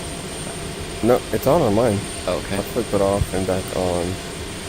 Oh, 100% now oxygen it went on. supply is Okay, on. so now you're 100% on. And I show yours is on and 100% as well. Sure. What is it now? Yeah, that must not be fully synced. Throttle wonder if they're quadrant. Basically, you'd move it through its cycles. We're not going to do that. Bleed air Okay. panels would be set. So AP bleed air valve switch is set to open, which it is, so we don't need to do it. Bleed air pressure is good, 47. I think it's supposed to be 45 to 50, or maybe like 40. No, to it's reading 50. 45 on mine right now. Yeah, I see that too. 44. So it's within the range. 45. Air conditioning panel, so you can't have cargo compartment on Okay. when you're starting the engines. So we have both off right now. You can turn on the flight station. So hit the flight station. Okay, sweet. If the light is out, that means it's in its normal condition. C-130 cockpit is designed where if you see a light, it's currently in an abnormal position. So sometimes on will be illuminated, and in other instances on will not be illuminated. The light's on and telling you something that you might need to It's typically pay in attention an to. abnormal state, yes. Okay. Okay. Okay, air conditioning panel is good. We don't care about the cross flow or the underfloor. That's fine. Ramp door controls are neutral, which we called earlier. Hydraulic panel is not set. So in front of the left knee of the co-pilot, Mm-hmm. anti-skid switch on, emergency brake is set to emergency. Yep. Ox pump is on. Engine pumps are on. Yeah, they're not illuminated. And then the suction boost switches are also on. So those should be... I see lights for those. Yep, those need to be Yep. Okay. That's important. That's we won't get hydraulics without those. The suction boost pumps? Yeah. So Suction those. boost pumps. So we can get hydraulics to the pumps, but then in order for the hydraulics to get pushed back up to the wing, we need a separate pump for that because they're going up against gravity, and that's what those do. Okay. It'll never recirculate without those on. Okay, now we're good for the starting engine checklist. Now the Loadmaster can call number 3 clear, and now you can start number 3. Flipping 3 to start. And it's the whole thing. Recall clear, Yeah, starting hopefully 3. the light comes on. Where's the light? It should have come on. It might have glitched because of like the double click you did. Now wait a second. Wait, my throttle. I'm looking at my throttles. They have a reverse range. Yeah, you're gonna want to be in ground idle. So there's really nothing for the throttle in the DCS settings. The only options for reverse thrust are in the Control C menu, and they're pretty Object terrible. switching direction reverse. Doesn't even make any sense. Object switching direction reverse. Oh, I bet you that's reverses all the way the switch goes up. Oh, that'd be nice. Is it called beta? No, just throttle. Yeah, okay, so there is. So even though I have detents, those aren't considered part of the throttle range. Yeah, so you can map throttle to an axis. That's the only thing you can do in the DCS key binding settings. There's literally nothing else in there.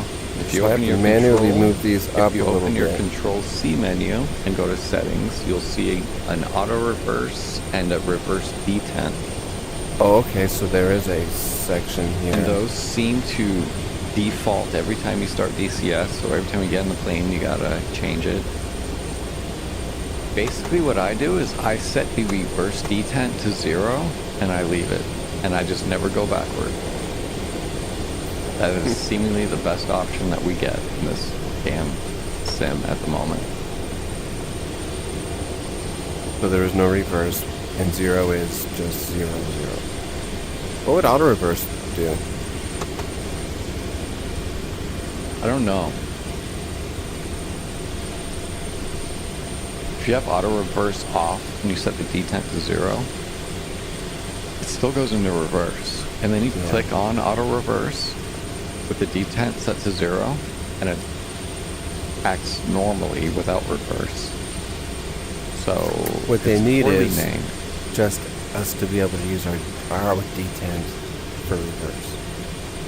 Which I they know. don't have. It's what, well, I would say 99% of the throttles out there, when you actually lift and you go into reverse, that's just a key binding for a button. Yeah. So they need a it's key not binding It's not that- part of the axis. Yeah. Yeah, there needs to be a key binding for reverse. Just like there is for idle in most. Okay. So okay, I think I got that. So now I am in idle. I'm in flight idle. I'm gonna try and go number 3 again. Okay. And you're gonna go hold start, 3 call clear, starting 3. and you got start, and then nothing's fucking happening. Do you have APU? Yeah, bleeders open. Yeah, I gave you a bleed. Got an error for cab pressurized and cargo Cargo door door open. Yeah, that's fine.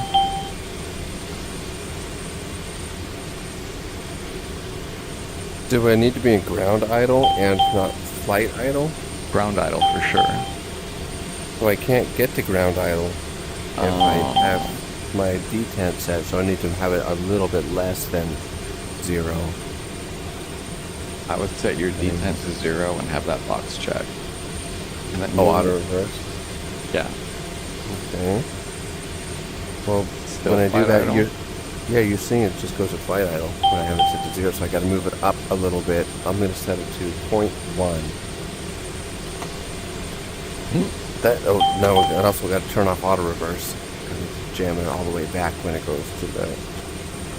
Nope, even with 0.1, that's going all the way back to reverse. Let me set it to point 2. No, because the higher I make that slider, the sooner it will kick into Move your reverse. throttle and see where it's at ground idle, and it'll tell you where you need to put your E10.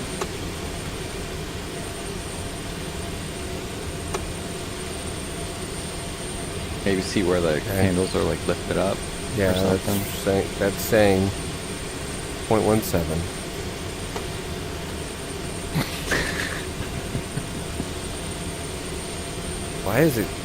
Why is it kicking into reverse? Is the auto reverse checked? No. Check it.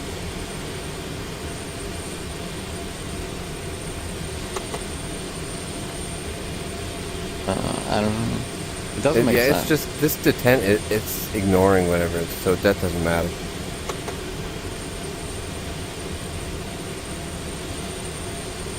Maybe 0.5. Maybe it's just a little bit.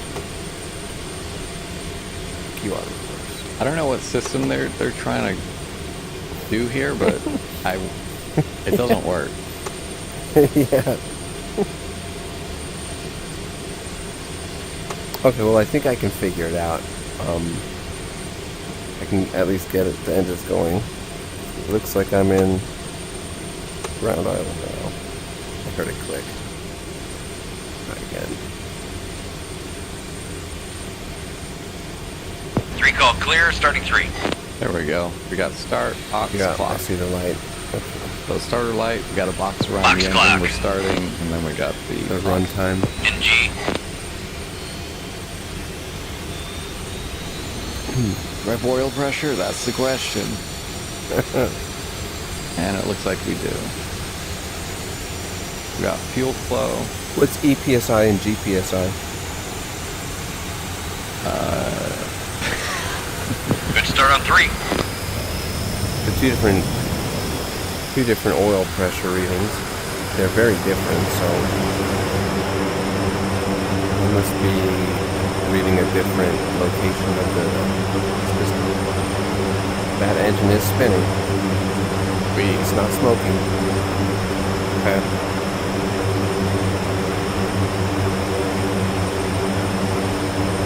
G PSI is your gearbox oil pressure. E PSI is your engine oil pressure.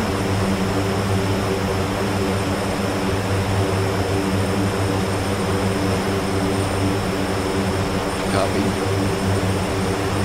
Got it. Headset battery is low. Oh no. I'm plugging in a Bobo now, but I already used it, so it's not gonna give me forever. But it should give me 20 minutes, 30 minutes maybe. Let's see, We should be off the ground by then. Okay, next engine. Yep. Go to 4. Okay. Whoa, Clear whoa, 4. whoa, whoa.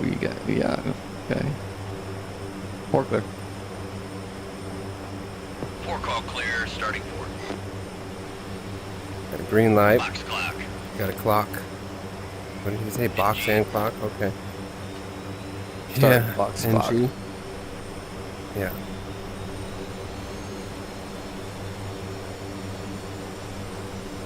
So you your have to actual start them all one at a time, or can you simultaneously? I mean, you can start do a more than little one? bit. I think you can get away with 2 tops, but you don't have enough bleed air to do Good start on 4. 2 at a time.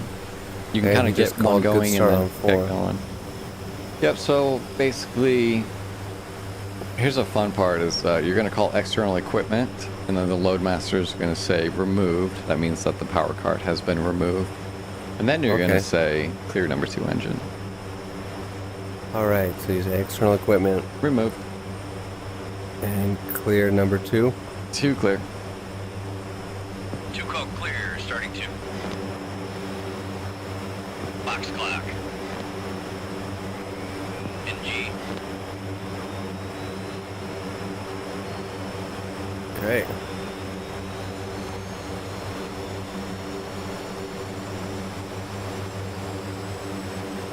And they always start 1 pretty early, so now you can say clear number 1.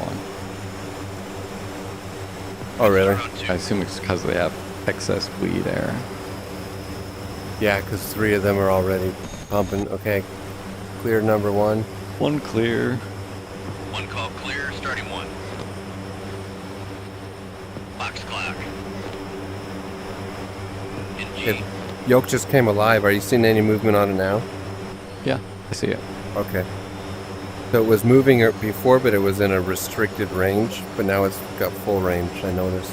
So engines 3 and 4 control your booster, which gives you a little bit of hydraulics for your flight controls. 1 and 2 are your main for your flight controls.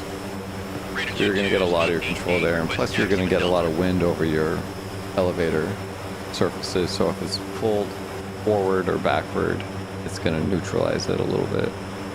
Okay. I don't know if any of that's modeled, but Okay. Chocks and ramp.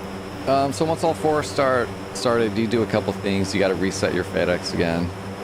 Really? Yep, all 4. Why? I don't know. Yeah, okay. I just know they do it every time. There's a reset position and an alt. Is that like alternate? I have no idea what Like it the uses a backup computer? Okay. FedEx reset. and then put them back to normal. Yep. It's a momentary switch. It goes by itself. Oh, on mine, all 4 of the red caps are down. After I reset them, I put the caps back. Sure. Okay. I don't know if that's right, but we'll go with it. And pretty recently, as of like maybe 6 months ago, we have to stand outside and visually check the flight controls check. So you have to move elevator up, down, and I call them out. So you do elevator, ailerons, and rudder. Your pick. Every Okay. pilot does it different. And then you just call Elevator up. whatever you're doing. You just say elevator, and I tell you which direction Elevator. it is. Full Elevator. up, full down. All right, ailerons. I see 0 aileron. Really? Really? They're moving on mine. Let me see your yoke. Move it. Moving. Your yoke is not moving left or right for me at Okay, all. you move it. Or do you have a I map? can't. Well, I can hold that left key. No. Nope, I got nothing on. I might have to give you control. Forget what button that is. That's fine. Give me rudder. Rudder. Nope, nothing. I don't see It's pedals moving on moving either. Okay, well, we'll worry about that later. Oh, I didn't mean to do that. Oh, you request control. I didn't mean to do that. Don't do it. Say no. Deny. Proto has control. All right, then you say flight controls check pilot. Flight controls check. Pilot. Load. And then you... Load. Yeah, I say load. I say load. Oh. It's checked Oh, pilot. You're the pilot, and then I say load to confirm that I've also checked. Okay. So flight controls, to you again. Flight controls check pilot. I'm supposed to say that again. Yeah, you say flight controls checked pilot. Oh, flight controls checked. Checked pilot. Checked pilot. And then I say load to confirm that the load has also checked them. And then you call. Actually, the co-pilot would call, but you are both co-pilot and pilot in this instance. You would say starting engine checks. You would say that. Starting engine checks. And then I would say complete load. And then you would say complete co-pilot. And that's What how does complete load mean? That you're confirming that that I have done everything in the starting engine checklist. Oh, and then the co-pilot says complete co-pilot. Yep, so you would say starting engine checks. Am I in the co-pilot seat? You're in No, the I'm in pilot seat, but you are currently acting as both pilot and co-pilot for this. Oh, okay, so I'm performing the both of those co-pilot in the roles. right seat would be calling starting engine checks. The loadmaster Yeah. would say complete load, and then the co-pilot would say complete co-pilot. And that's Okay. how we end every checklist. And Okay. yeah. No, I'm in the before taxi checklist, which has ice protection, stall warning, AFCS. So I Pilot see control. before taxi checklist starts with flaps checked at 50%, AP bleed air valve is closed, ice protection checked. Are you in the professional checklist? Just so I'm curious. Yeah. Yeah. Well, Seems pretty close. I mean, it's, you know, whatever. Okay. Let's go off of yours. Okay, flaps set 50%. That's a big one. Why is that not in there? They probably put in there later.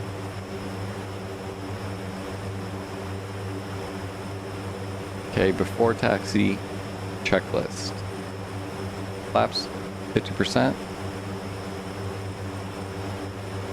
Flaps to 50%. I see him moving. Moving. And a lot of times the pilots will do 50% in the previous checklist just because it's hard to check the flight controls. You can't see the elevator when the flaps are down. Oh, I 'cause they're can all, because like, I'm not in the retarded, same- but most loads can't.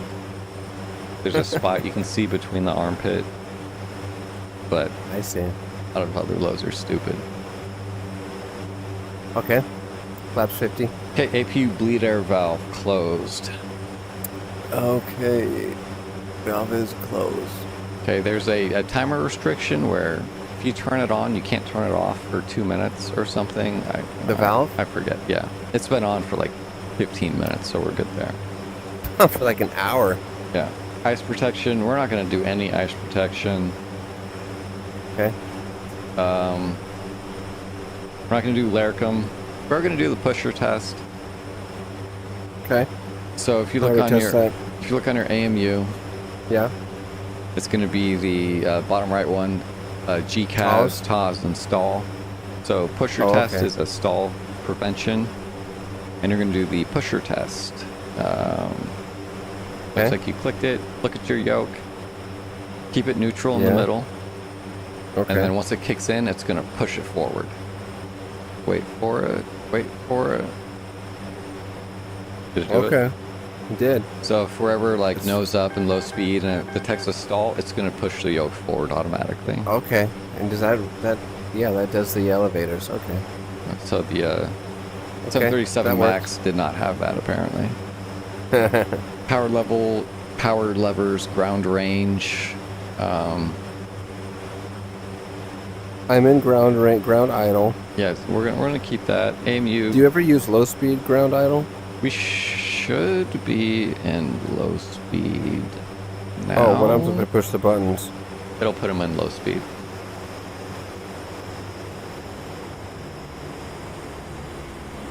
Flight controls check. We'll get there in a second. Flight controls are fine. Trim tabs are set. Air conditioning panel. Now you can turn the... now you can turn the cargo compartment back on. I'll do that. Okay. And I'll Okay. set to the temperature I like. Okay, 69. It's not because of the number. That's just actually what I set it to after years of testing. Okay. A couple other I things see we don't that. care I about. confirm. Captain ski, we don't care about. Seatbelt, shoulder harness, fastened and unlocked. Co-pilot, and then you would say pilot after you confirmed your seatbelt is on. Okay. Let me see if I can click it here. I cannot. Pilot. All right, IFS, IFF, we're on transmit. Before taxi Are we? checks. Where's yeah, that? Sure. I have no idea. So That's IFF, important in that's probably multiplayer. that's going to be on the CNI, and if you click IFF, Oh, it's in here. It's on. Okay, it's on mode, code, mode C, power's on. Okay, it's in standby though. How do I switch out of standby? So we have a bunch of different IFFs. We got like mode 1, 2, 3, 4, and 5, which is not in here. I'm supposed to know about 5. It looks like we're in mode out, or we're in out for mode 1, 2, and 4. I assume that's fine. Is on or out better? At some point, we'll have to get to C-130's airborne and play with it. Oh, I switched it from standby to 1. I don't know if that means anything. Yeah, I don't know anything Okay. about that. Okay, so now that we're done with before taxi checks, the co-pilot would say before taxi checks, Loadmaster would say complete load, And then the co-pilot would say complete co-pilot. Complete co-pilot, yeah. Okay, then the co-pilot would call for the before takeoff checklist. Okay, so Yeah. that means that we did the taxi checklist, so now we can start rolling. And then I have once- a before taxi checklist. we just I have a before, and then I have a taxi checklist. So there's before taxi, then there's taxi, and there's before takeoff. what is your? I have before Taxi- taxi. I don't have a taxi checklist. Taxi checklist is low speed ground idle buttons as required, hotel mode as required, lights, taxi and wingtip lights on, brakes checked, instruments checked, altimeters checked. Okay, flaps so your 50. taxi checklist is more or less the before takeoff checklist. Yeah. Okay. That's where we cover the LSGI and whatnot. So you should be Oh. in low speed ground idle, which you are. I am. At APU what panel. point we bring it up to high speed just because they needed to check the ice protection the ice protection systems, I think. Okay. But we're not going to do any of that. Okay, so before takeoff checklist, you're going to start Let me see if I taxiing. can, let me see if I can plug my headset in. Get some external power going for this. Let's see what's the best way to do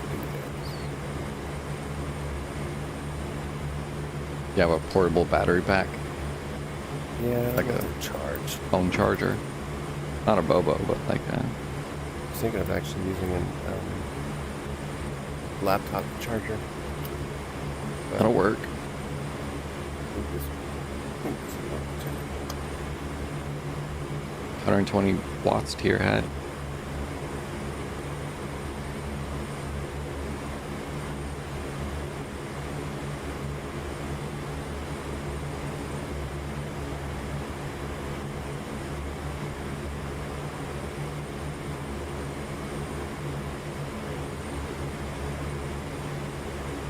Okay, I can charge the Bobo, which is charging the headset. And then I just keep this battery pack nearby.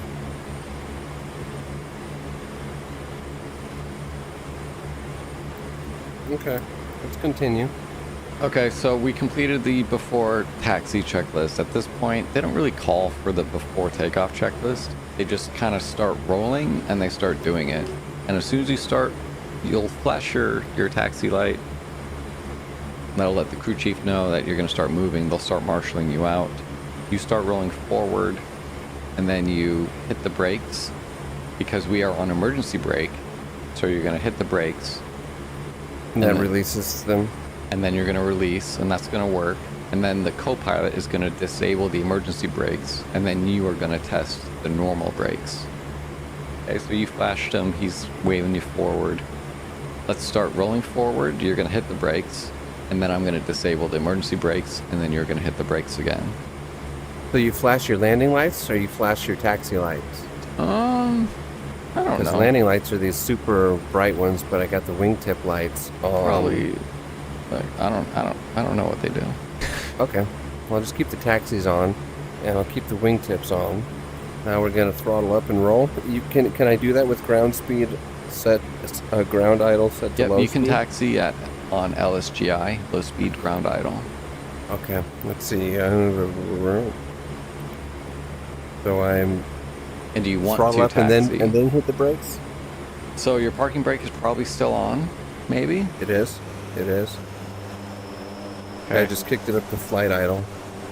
Well, Oh, and it turned off. It turned off LSGI automatically. so anytime you advance the throttles to take off speed, it's going to switch into high speed to keep you from dying. So Okay. that just means you gave it too much power. So put it to, we'll just go back into low, LSGI, low speed ground idle. Hold on. And Bobo's not charging.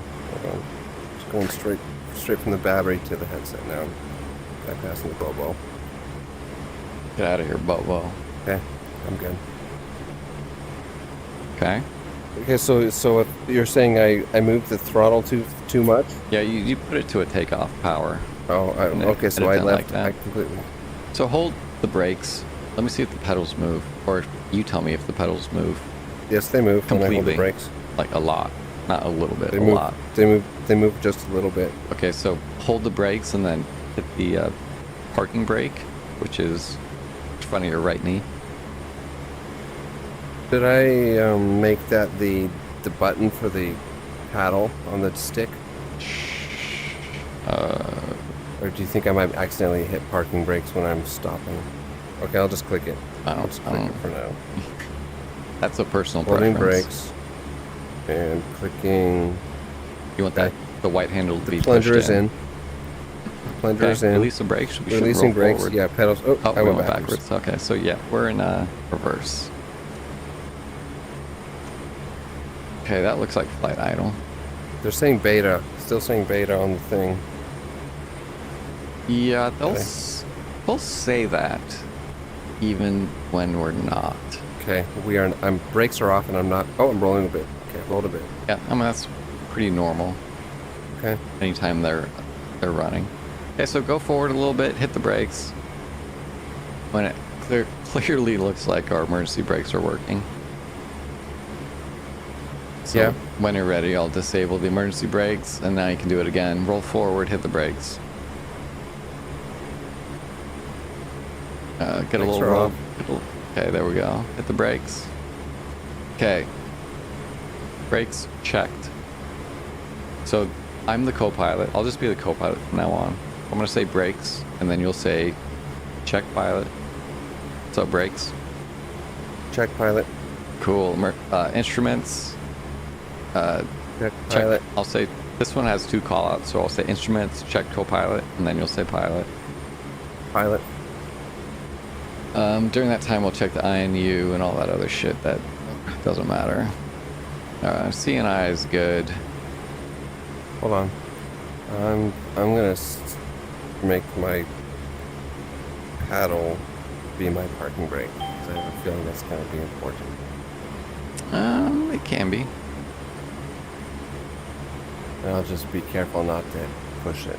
Oh, it's not a toggle? Are you serious?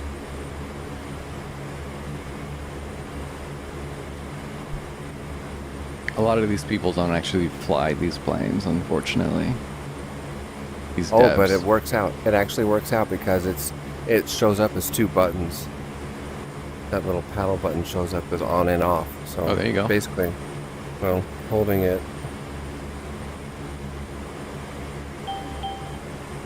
Yeah, that's not good. Okay, whatever. Okay.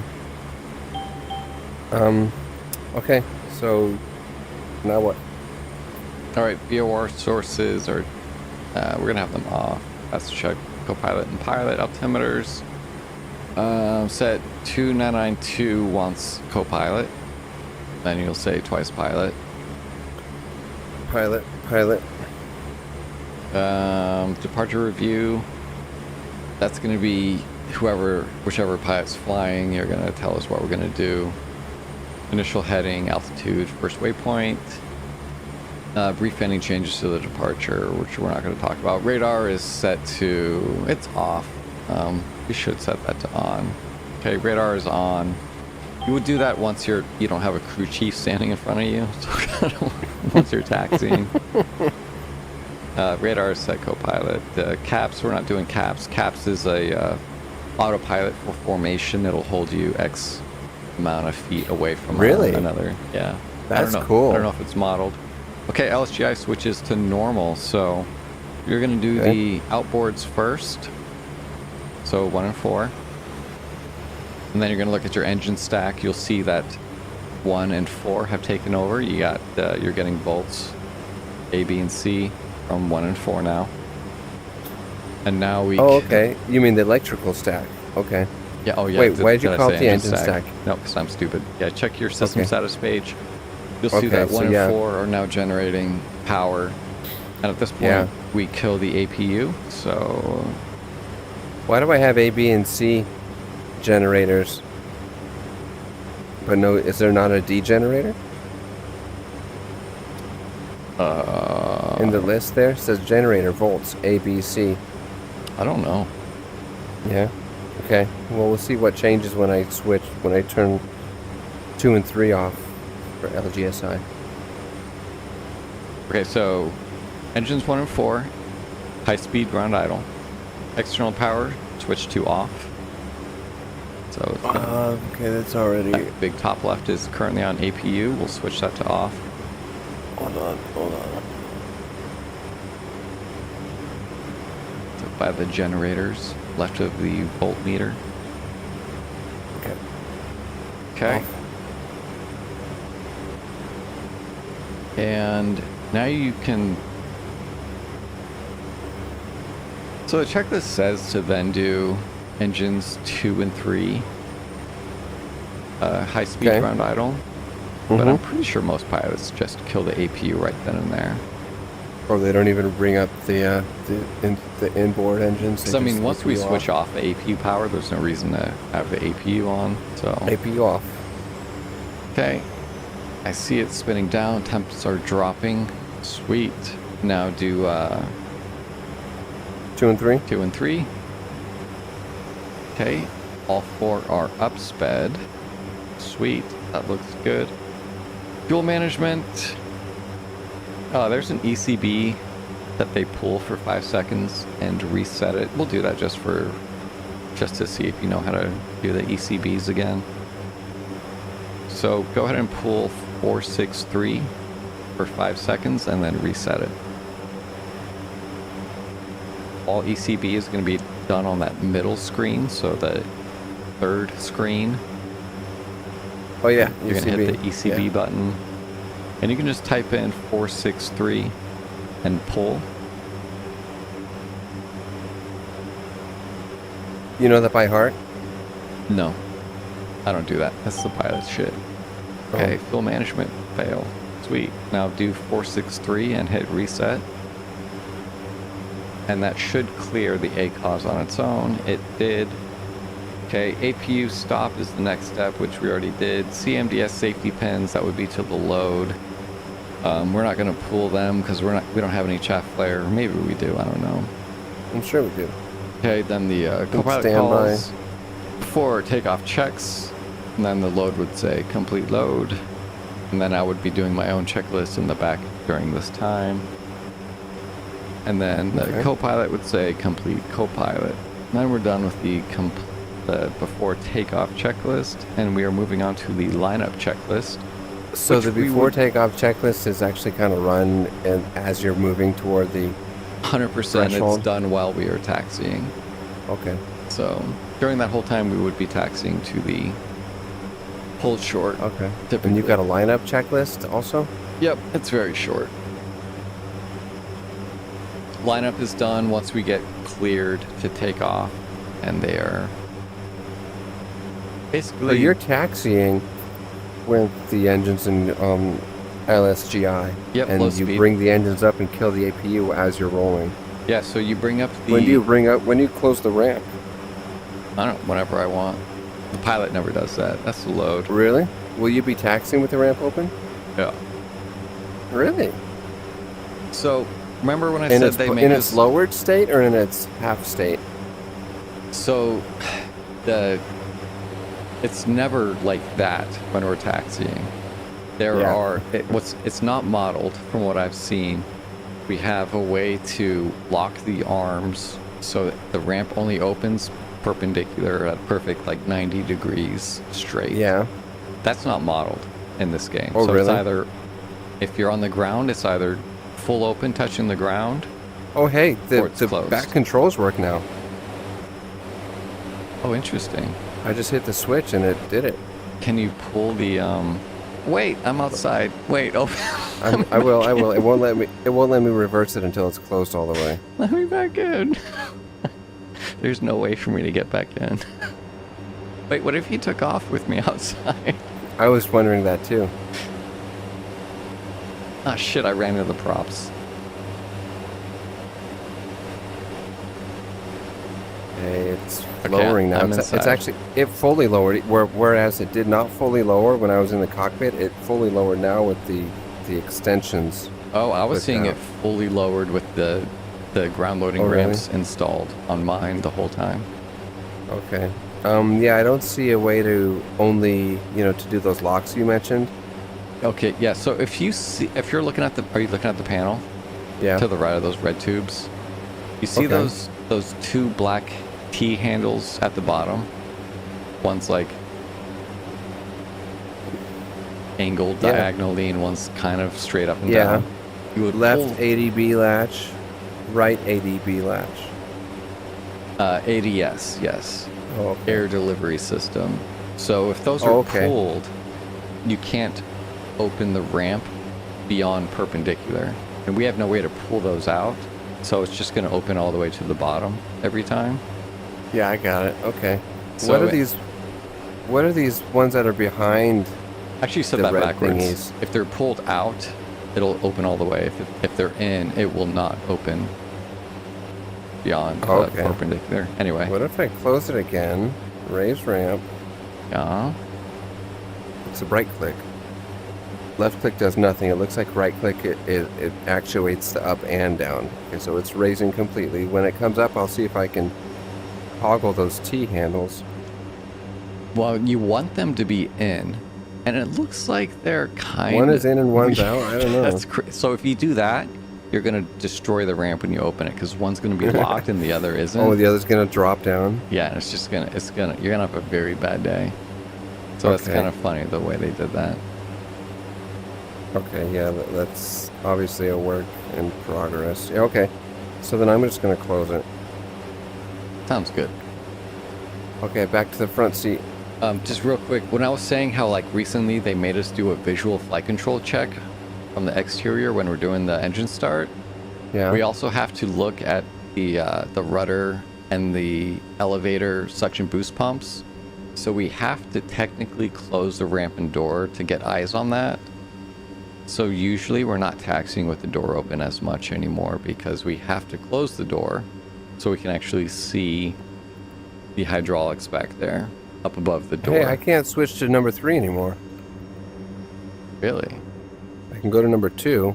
Number 3. Okay, I'm in Go 4. to 4. I'm Okay, in 4 now now. it can be 3. I can go to 3. That was weird. So maybe only I can go to it after you? I don't know. Can you get to it now? I'm in 3.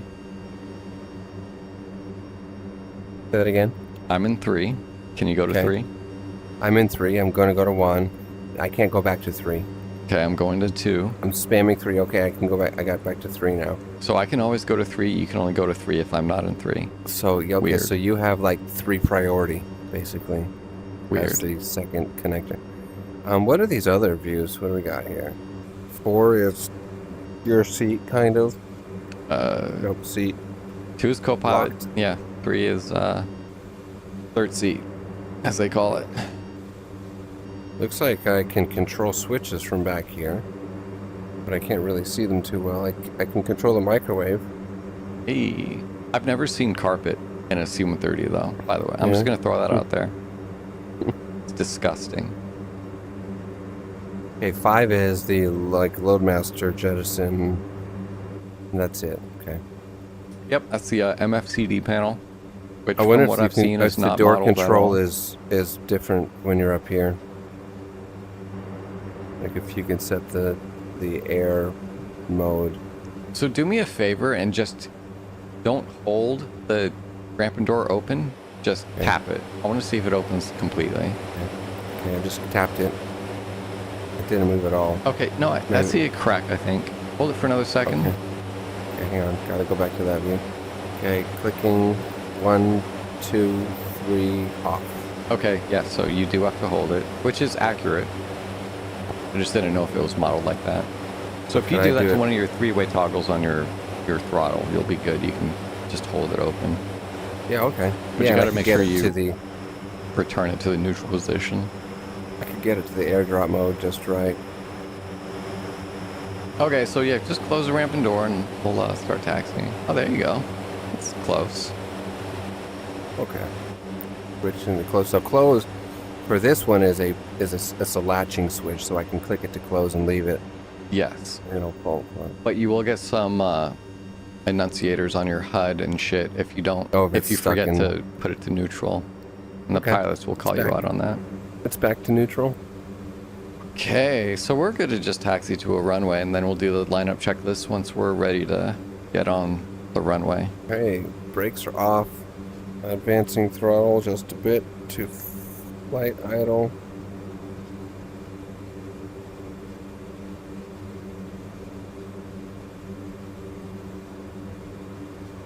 Yeah, mapping that paddle was a bad idea. That did not work. We're gonna clear that.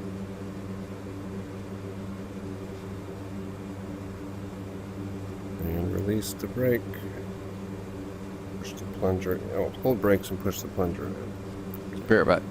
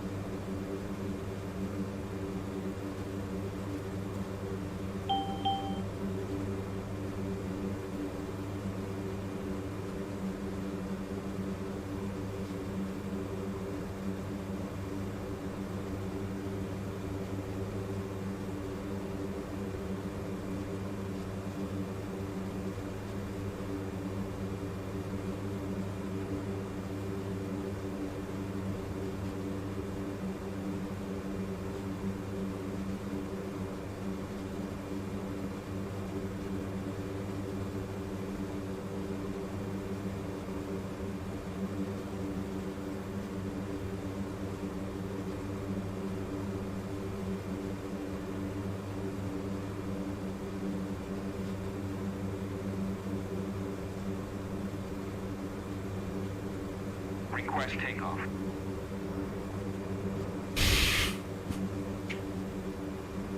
Uh-oh. See what I mean about the maxing out the tiller and it just not Yeah. doing anything? It's like it goes 180 degrees. Yeah. You gotta watch out for that. You gotta get into the arc before you go full deflect. Yep. You gotta get some momentum on the nose, swing it around. Using the rotary encoder did not work. It wasn't sensitive enough. I switched it to slider 2, which works. Interesting. Well, that might be a good. Working great. It's working great. Okay, I'll try that. Okay, we are taxiing to, I don't even know, runway 5, maybe? Yeah. So we're taxiing to 5. We got plenty of room. Why don't you take the next right and we'll do an intersection takeoff.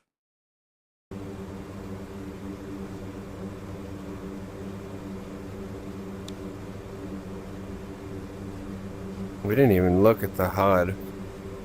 Oh, you don't have a HUD down. Yeah. I don't. Lower your HUD. Or maybe I can do it. Yeah. That worked. It's off, though. How about now? Turn it on for me. Yep, there it goes. Okay, that's nice. There you go. Wait, I have a HUD too.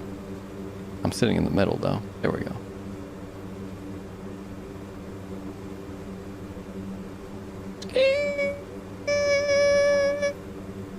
Yeah, it looks like the ground, it doesn't read ground. Oh, there we go. Ground speed 21. Okay. Yep. 10 is probably a better taxi speed. Probably like high teens, low 20s. All right, so we're going to line up In real life, everything all the way up. if you're taxiing in multiples of 8, like 8, 16, 24, it's super Yeah. bumpy for some reason. In real life? Yeah. So avoid those. This is a suspension tuning kind of thing.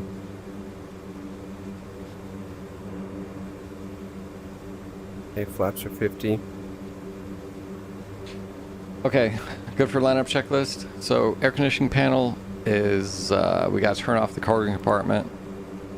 Air conditioning panel Okay. set co-pilot. Exterior lights set co-pilot. That's a call out for the pilot as well. So you'll just say pilot if they're Pilot. set.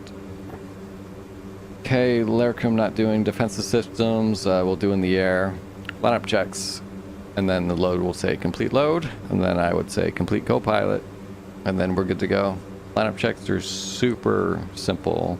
Air conditioner, exterior lights. Check the Okay. ACOS again. Lineup checks.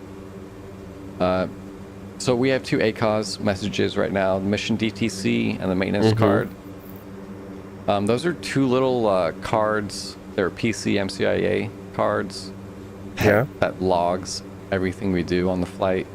And the other is the mission card, which, you know, like the F-16, I forget what they call it. Like your waypoints and other network configuration and all that. So we could store those and get rid of them so we don't have to look at them the whole time. But we'll just leave them up for now. Unless you want to store them.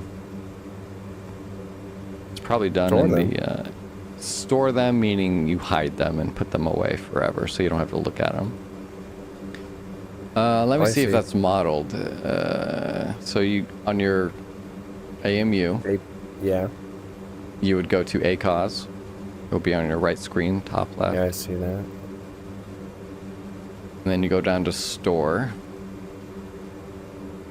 Store all advisories?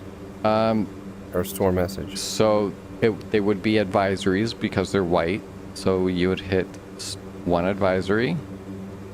And you can pick which one you want. Yeah, and then store message. There you go. Okay. Oh, that's it. You can bring them back if you want. That's a bug for sure. Really? Let me do it. Well, you do it again. Are they back on yours? I hit recall to bring them back. Okay, put them away. Store. So you see in the bottom right? The out of 2? Is that... Oh, you see a 2. Yeah, I see a ///2. Okay, I see a //438, and it was counting up consistently. Ooh, that is a bug. It was counting up from 0, and it made it all the way up to 400. But the way you see it is correct. The way you see it is correct. It'll say 2, and that means you have 2 stored. So you always know that, okay, I've got 2 stored. You're masking some stuff. Okay. Yeah, okay, cool. Now it's good. It's steady at 4.3 and a number that's off the screen because it's too wide. But they're cleared, so we're good. Let's take off. Yeah. Any takeoff tips? Full brakes. I'm sure it flies just like the Anubis, right? Like a train in the air. Yeah. So you're gonna need a lot of. Pitot heat. We should probably turn that. I don't know when we were supposed to turn that on, but we should have done it at some point. Oh, probably because we skipped all the ice protection stuff. So if you look above the fuel panel, top left, you'll want to flip those 2 bottom left switches to down to the on position. Pitot, pilot, co-pilot. We each have our own. If the co-pilot is bad, we can't fly at all. What's NISA heat? I think that's the windshield heat. Oh. The defrost. Okay. Now we're going. Microphone muted. Microphone activated. Keep going. Once you get to, I don't know the exact speed, but once you get to like 60, 80 knots, you'll switch over from the tiller to your rudder pedals. And your tiller is not enough to counteract takeoff, in my experience. Yeah. So you're gonna have to rudder. You're gonna have to switch to rudder. Rear flaps 50. Yeah, okay, yeah, we're good.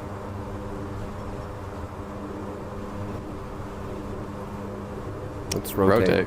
That was like 98 knots. Oh, really? Okay. Yeah, so we didn't do any of our told, takeoff and landing data, which would have given us the numbers. Gear? Got it.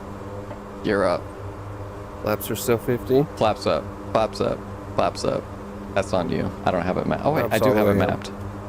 So at like 130 is our flaps up safe speed. You got to make sure flaps are up before we get to 183 knots, or that's an overspeed. And that's for flaps 50. Okay, we're climbing at 1... Gear up is 168, and flaps 100 is 145. Okay. 145, really? Okay. But that's 100% flaps. That's if you're landing. Yeah. You're never going to take off with 100 flaps. What's our VS? Oh, it's okay. I can use my PFD now. 3,700 feet. This climbs quickly. Yeah, we're emptying. Got 4 big ass engines. Microphone muted. Microphone activated. She's a beast. Microphone muted. Microphone activated. Bring it back off takeoff power. Yeah, I don't know what our max continuous horsepower would be. I would assume it's like 3,000 or something. I have no idea. I'm gonna have to start paying attention to. I've This is learned what I reading need to pay attention to. Okay, we're still at heading 046. Gonna head over towards Haiti. So I would say we would just do a little bit of autopilot training because that's pretty. Microphone muted. Microphone Yeah. That's pretty activated. important in the C-130, especially if you're programming an airdrop in the air. And shit like that. So I see buttons. It looks like it's airliner style. Altitude hold, Pretty heading much. hold. It's very, very similar. I can do a select. I would say It's first heading off, let's do reference auto. set. So, yeah, let me set this to 050. Oh, that doesn't do what I think it did. So I would map a heading knob first. If you click the Yeah. heading knob, it'll set it to your current heading. So you can click it and then you can rotate it like 5 What's the left or heading 5 knob? right. So that's going to be to your right Is thigh. this the ref set? Oh, wait. To the right of your thigh, below your CNI MU. Big ol' heading Oh. knob.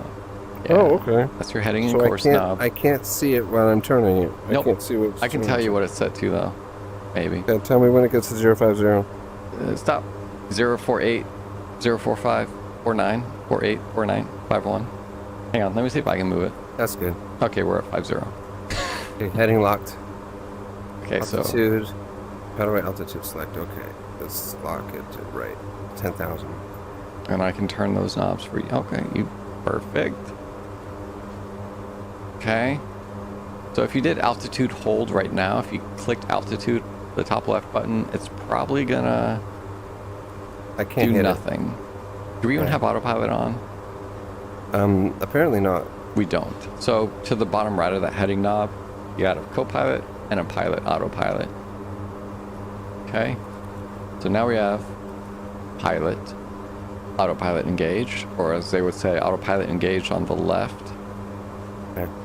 And it looks like we're doing a. I don't understand this turn. Yeah. Maybe. Okay, there we go. Looks like it's getting back onto it. I would maybe hit heading off and then back on to get it reinitialized on that heading. Let me just level out here so it's not confused. Get down to 10,000.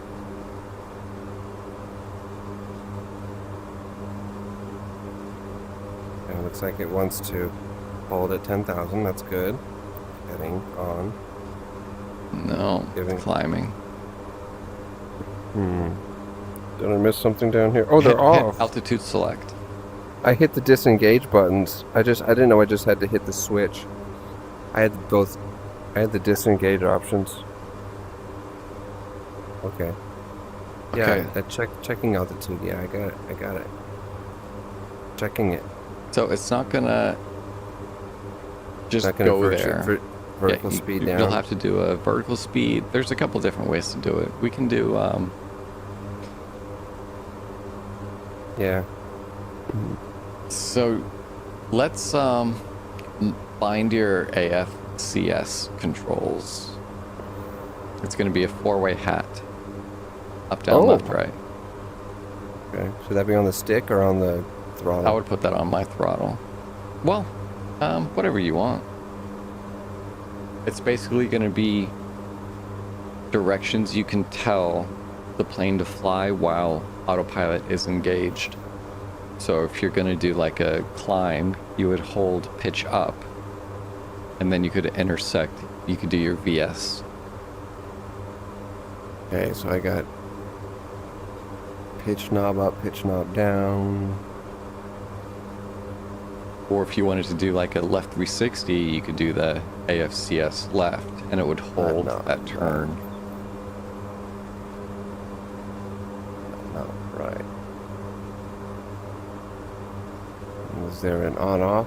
Should I map the on-off? Probably, yeah. AFCS, or is that you're talking Is it the AFCS wheel or is it the AFCS AFCS wheel? knob up, down? AFCS engage switch, pilot, co-pilot is just basically autopilot on and off. Yeah. You're going to so want I should- AFCS disengage on the yoke, because whenever autopilot disengages, you have to hit that twice to silence the autopilot warning. Okay. Like a confirmation that you wanted to do that. Let me see what the best way is to do this for me.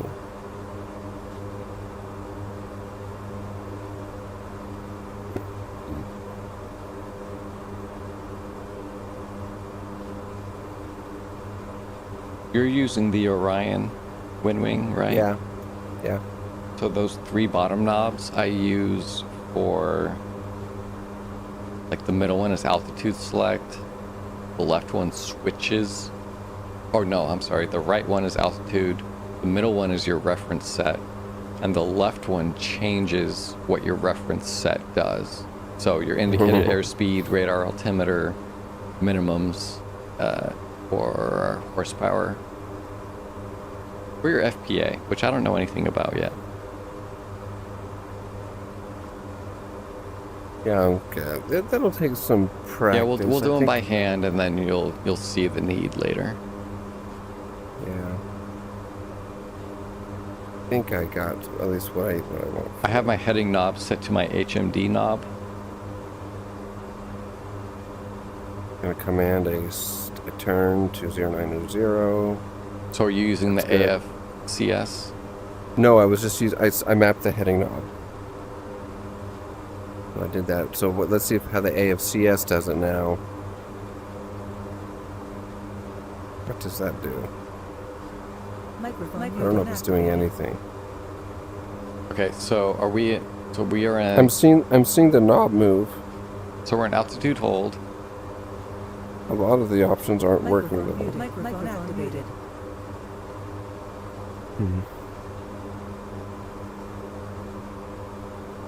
Why are you saying that? What's it saying? Do I have altitude turned off? Okay, so if I... Shut up, lady. Autopilot. Autopilot. Okay, so it's going to say autopilot until you hit the AP disengage switch. I can't click any of these autopilot buttons on the yoke with the mouse. I gotta actually map them to something. Autopilot. I'm gonna do that. Autopilot. Autopilot. Disengage. Oh, that's not what it's called. Autopilot. Auto Autopilot. There are 2 key bindings yoke for. autopilot disconnect. Autopilot. Yeah, you got to make sure it's the one on the yoke. There are 2, and only one works. Autopilot. Autopilot. And you got to hit it twice. Once to disengage, once to a second time to silence the Okay. warning. The wheel was responding, or the wheel was moving, but it wasn't doing anything. Okay, so The plane, or maybe that's why I got pissed off in the first place. that only works when the altitude or the autopilot is Pitch, engaged. AFCS pitch knob up and down. That So- makes sense. Let's AFCS lateral knob left right. engage. There's also an AFCS wheel. I don't know what those do. Well, the knob is a big rotating thing that you can rotate left and right, and then there's a small wheel on the top, kind of like a mouse scroll wheel, and that's your pitch. So you rotate the big knob to go left or right, or you scroll the middle wheel for your pitch up and down, if that makes sense.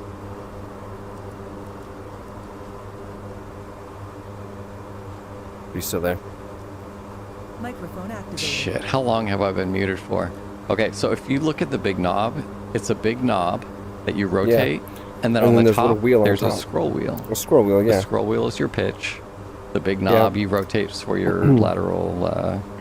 Okay, so suppose I turn the wheel. That does not change my heading selection. Like my heading is 0. No, that's not 0, your heading 0. bug. No, that It's is. not. But what does it do? You would use that if you wanted to intercept your course, basically, or if you wanted to just do like a 360 turn. So let's get heading select going, Okay. and let's hold. 1,000 to go. Let's say East 090. I can do it. Oh, we're already on 090. Switch to Yeah, heading we mode. should be leveling off here. Oh, I do have heading mode on, but it didn't I don't see it stop on turning. mine. Really? Let me turn it off, turn it back on. It says HDG on mine. Okay, I'm gonna click it on mine. Nothing's happening. Yeah, I saw it turn off and turn on, but it did not stop the plane from turning. I'm manually turning it now. Oh no! So Is why is autopilot it on sync? autopilot? It's engaged. I'll switch it off and back on. Autopilot off. Autopilot on. It says AP now. It didn't say AP before. Oh, it got disengaged almost immediately. I think I clicked my co-pilot at the same time you did that. Try again. Okay. Okay. Pilot side is now engaged. It shows AP in white. It's looks like it might be trying to line up on 090. It's not doing a great job. Okay, now it is. It's slightly rolling to the right. Okay, so we are desynced as far as autopilot goes from here on out. Because I see What do heading you off, see? I see alt hold on, and that's it. I see the switch for autopilot pilot engaged. I see alt hold on, and that's it. Okay. Yeah, on my PFD, AP is on. HDG is on. It's locked at 090. On the buttons above the PFD, HDG is on, but everything else is off. Okay, So that's I guess fine. I'll. Yeah, okay. As long as so you see it, that's fine. We're gonna Mine do. is not. It's not trying to hold altitude right now because I don't have it set. So Nope. now I set altitude select. Scroll our altitude up to, let's say, 15,000. Okay. The altitude selector. I am, and now I see in I see teal 15,000. Okay, Yeah. 15. Now, the AFCS. Mm-hmm. Do pitch up to like 5 degrees nose up. Just hold it and you'll see we should start climbing as you hold it and should start pitching up. Okay. Okay, now you can hit BS. How do is there no visual indication that it sees what I'm doing with the AFCS? You should see it on your HUD. It should be a circle. Just a lone circle.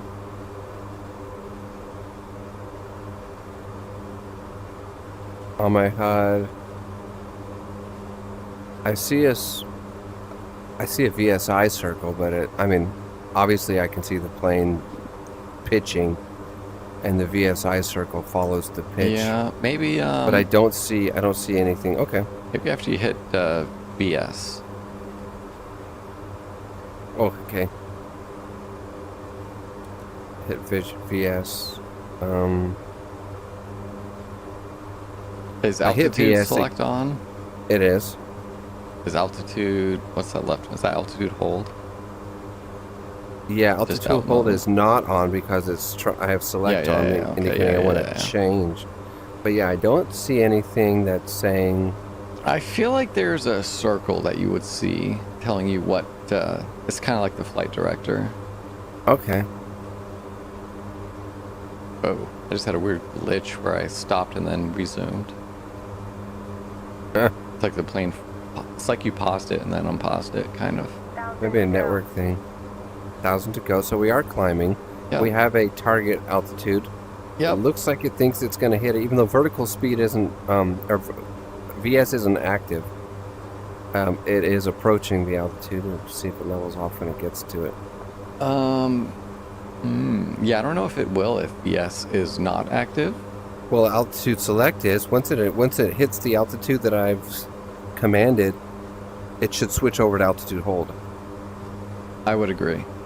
So we'll see. We've got 500 feet.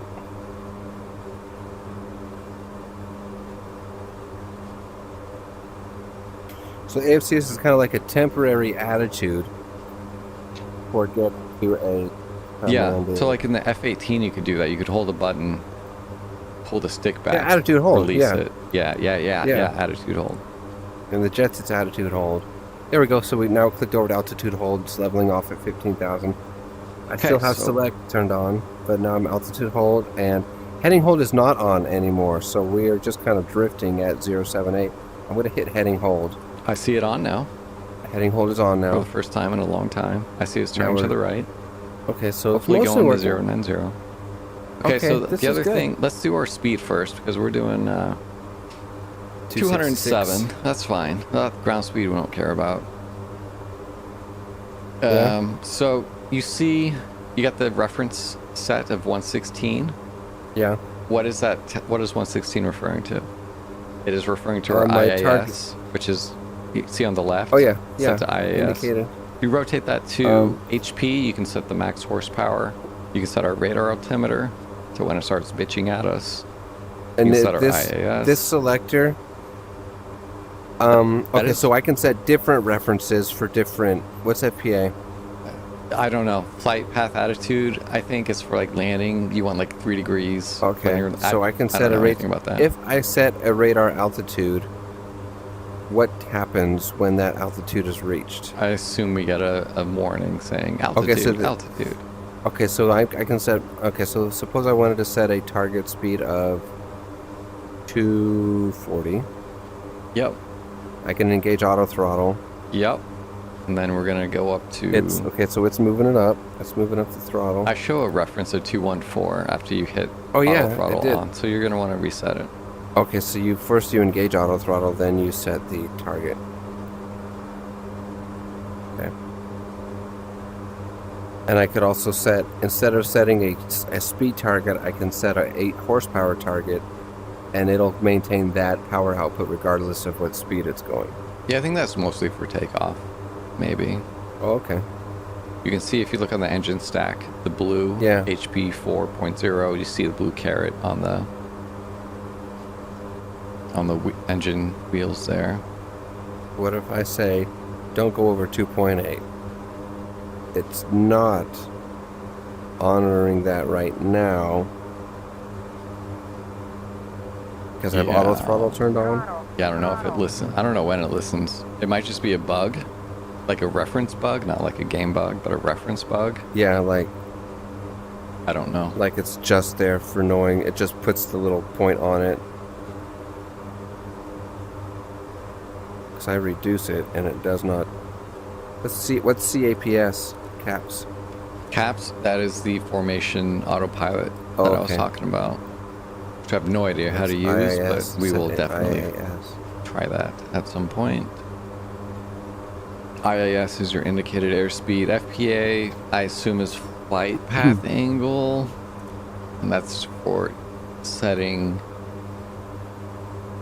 descent, maybe? I don't know. Mins is your mins, IMC, setting your minimums. Okay. It'll tell you when to go around, I think. If I hit IAS, it turns off altitude hold. So IAS is the So opposite IAS of vertical speed. Yes, so if you set a...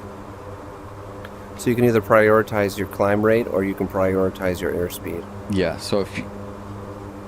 VS is hated because you can die with VS. IAS will keep you Because it'll alive. stall you out. It could stall you out trying to get to Yeah, it at a IAS certain climb will rate. adjust your pitch to keep you from dying. VS will adjust your pitch and it will disregard your speed completely. Like you could get to 5 Yeah. degrees nose up and Get 100 into a knots. stall state real Yeah. easy. Yeah.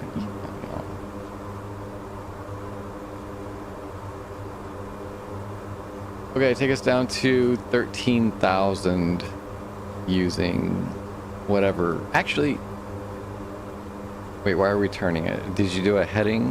I commanded a heading change to 139, which is a 140. Okay, so anytime you use the AFSC, it's going to disable a mode. So if you go left or Yeah. right, it's going to disable Yeah. a heading. If you go up It's or going to down, break it's going out to of your disable. holds. Yeah, obviously it's not going to hold something while you're telling it to turn. So put us into a right 360 with a 20-degree turn angle. So if you hold it to the right and you look at the bottom of your HUD, each of those dashed lines is 10 degrees. So if you hold right until that triangle is over the second line, that's going to be a 20-degree turn, and it's just going to hold that forever. So Okay, right now so we it's- set up a yeah, right-hand orbit. just attitude 20-degree override, turn. basically. Yep. Yep. And we're going to hold this altitude, and now we're just going to just fly in a circle forever. Okay. And now we're going to set the altitude down to 13. Yeah, we can do a vertical spiral down to speed. 13. And we will change altitude. Well, actually, I'm just going to nose it down using the AFCS. Yep, you can do 5 degrees nose down. And it should maintain that attitude until it arrives at the commanded altitude. Yep, and we're using auto throttle, so it should hold 240 if it can. We're probably going to go pretty much to idle using the auto Yeah, throttle. I do see the circle you're talking about, how it does seem to be responding. It's a circle with horizontal lines coming off both sides. 1,000 to go. No, I think there's a separate circle I'm talking about that has Oh. no lines coming off of it whatsoever. Okay, it's not there. I've only flown this plane like twice. I don't know. Okay, so Okay, so 13. we're getting close to 13. Holds. Okay, so it pre-leveled. Wow, that was sharp. I didn't touch anything. Yeah, it does that. It It doesn't. crashed into the floor. It kind of does that in real life too. It's very shitty, but I don't think it does it that drastic. Okay. All right, so we are in our spiral, and we are now at 13. We're going to set a new heading. We're going to say, yeah, let's go, let's just face west. Actually, let's go a little bit southwest. Okay. Pilots never fly with the PFD up on their primary HDD because they have their HUD, which has pretty much everything. Usually, Really? What do they put up there? so if you go to your AMUs, you basically have two options. You have your Digimap, which usually goes on 2, and then you have your nav radar, which goes on 1. So if you hit the main menu on your number 1 AMU,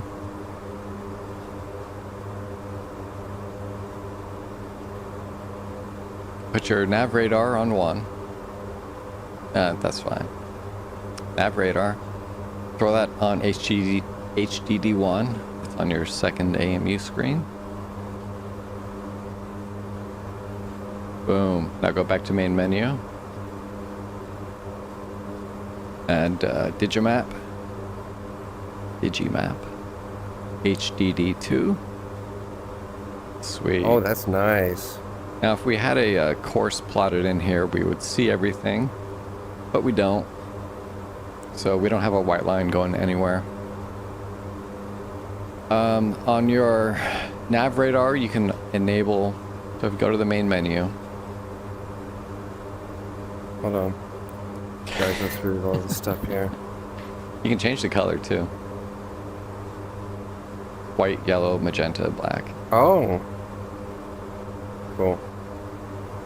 I've always seen it white. I've never seen them ever use anything other than white. Guess they're boring.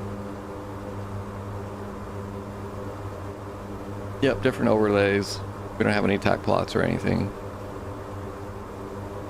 Okay, what was the next thing you wanted? Go to the main menu on the AMU, go to your nav radar. You can turn on your... Ooh, at least I thought you could turn on your... Oh, go to overlays. You can turn on your RWS. Oh, RWR, yeah. So that shows Okay, us the so it RWR shows on there. Threats. Yep.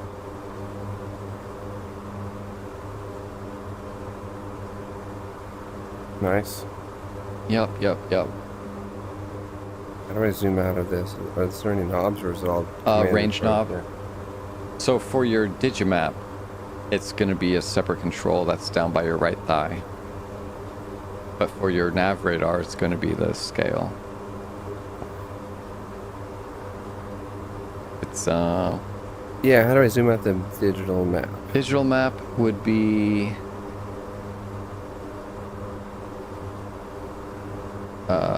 I see the ICS oh controls. no, I it's see in radar it's in front of control. your throttle. I think. No? I don't think so. Oh no, it's by the map control. So by the co-pilot, you see like a separate little joystick almost. Like Yeah, cursor control. Yeah, so that controls the map, and then there's a increment and decrement knob button, zoom range, something, a rocker switch. Yeah, those guys. I think the right one will do it. I can hit him if it's easier for you. Wait, what? Why is that controlling the...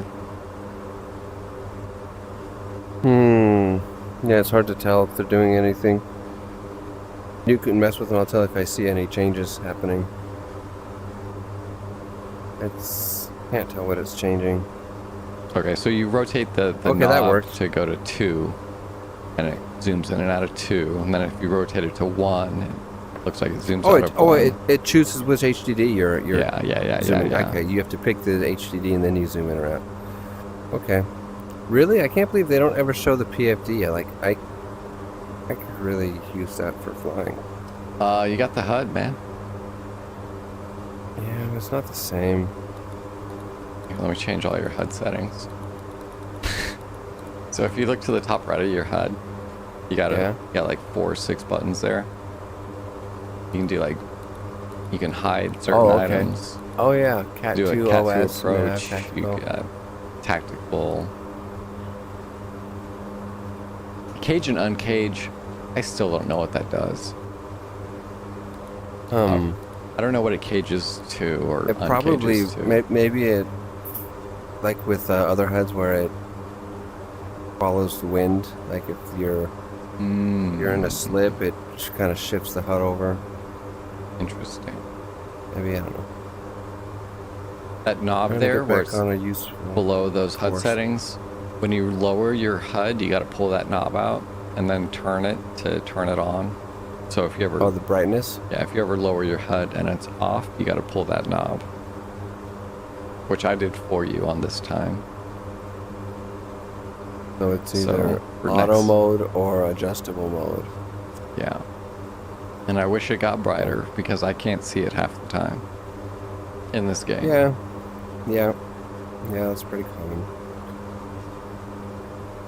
Okay, we are no longer holding 13,000 because I told it to go into a roll to get back to this heading, and either I'm using a bad hat that's constantly going vertical when I'm trying to go horizontal, or when you command a roll, it also breaks altitude hold. It'll never break altitude hold if you only do it left or right. Maybe So I've got something must have I should use happened. a different hat. Yeah. I picked the one that's over there on the left. You know the that left throttle. basically in the middle of both throttles, that little up and down thingy? Yeah. I use that for up and down and it works great. Maybe just have that Okay. for up and down. Like that mushy wheel. Yeah. Yeah, it's Let me try nice. It that. works great. And then if you use the one to the left of that for left and right, I think that's what I'm going to end up doing. Okay, pitch knob down. Oh, it's an axis though. Mine You're isn't. thinking of a different one? No, it might be based off of what you have. You probably don't have the software installed. I'm definitely not using the software. There's another one that I use for zoom. I think you can install the software, program it, and then uninstall the software. Or you can install it on I'll like a work burner around it. laptop. Plug it in, program it, and then reinstall Windows on your laptop. I do have it installed. I just don't ever run it. Oh, I don't have it. I Yeah, you don't have to have it running. You just run it, set it up, really. and then So you does can that keep it closed. does that maybe okay? I should look into that then because my rotary knobs are really they're not very sensitive. Like for the heading, I gotta spin them a lot to get. There's a few different options on the C-130 for that. I think there's like a regular and then a high rate. But I mean, There is, yeah. I picked regular because I was afraid high Oh was shit! too I was bad just when turning my they- knob, playing with it. Sorry. I'll put it back to Okay, as long as we don't 175. crash. I forget that I have control sometimes. We're not in heading Yeah, mode. we- I'm gonna hit We heading haven't mode. really experimented with what you do have control over. Apparently, everything but flight controls. Yeah. Yeah. I assume once you give me control, I would get pitch, and yaw, and all that fun stuff. Ailerons, rotate, roll. Okay, let me try There we it now go. with my new one. Okay, so I'm gonna set a heading. 190, and I'm going to command AFCS. Make it a super shallow turn. Well, heading mode will do it regardless. Yeah, I know. Like, there's no intercept to a heading. Right. I think just left or right is And if yeah, you want and to that- hold this is- a turn. This It's is really not all you're breaking gonna use. altitude hold anymore, so I think that's fixed. Yay. Where are we? I'm going to F10 it here. Oh yeah, we're way over here. We're almost at Aleppo. We can land at Aleppo. Whoa, land. Well, we don't have anything to drop, but we can. We can. We can. We can instantly pretend. pick things up. Really? That's a whole nother. That's I see a the tricky cargo thing. tab. That's Lights, programming rollers. the cart page, which if we don't have a way, okay, so we'd have to add a manual waypoint, and which we could do. We could use the Digimap. If you're looking at the Digimap, I can just mouse over something. Let's say we wanted to do a drop like right here. Yeah. And I could hit a button, beep, and if you look at our CNI, you see our coordinates of where I just clicked in the scratch pad. Okay. Yeah. So we put that into the scratch. And we could just go to our hold page, or sorry, our legs page. And I think we click this guy. Maybe we got to click a new. Okay, I don't know how to do it. So you basically put in a leg. Well, yeah. What if we that do goes there? test? We click that, and then we click this. We'll go Put over. it, yeah. Put it into your pad again. We'll go on this lake or whatever the hell it is. I don't know. Click. Position. Boom. Okay. And then I think we hit execute. Now we go to legs. Wait, let's put an elevation of 0 so it doesn't mess up. Custom list, we see test in there, so we can go to our legs page. Do we type test? Put that there? No? I see test on the map now. I do see that as well. But how And do we get are it? we are flying there. I feel like we can't do it. We can't add it to our legs page until we put in origin and destination, maybe. Yeah, maybe test will be the origin, and maybe pick one about 20 miles away as the TGT. Call it What if we target. make test that? Can we do bull as our origin, maybe? Or if you put in like LL01, something else that already exists in the database. Well, we can look at what exists by going to the custom data page.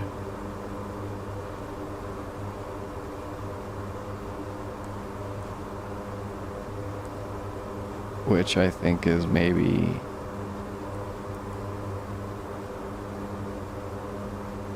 I have no idea. It's not going to be there.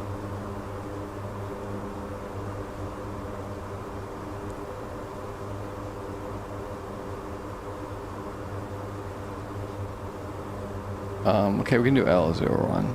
LL01. Their origin. When I click the origin, it wants custom data. Okay. What if we don't want custom data? What if we just say keep it? Well, what if we put that in there? So it's going to say LL01 is now something else.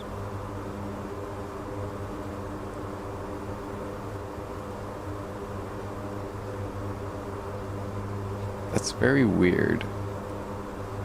Because we already have LL01 in there. Okay, so now we can do it. So now we have a... Okay, now look, we have two LL01s. They're not the same thing.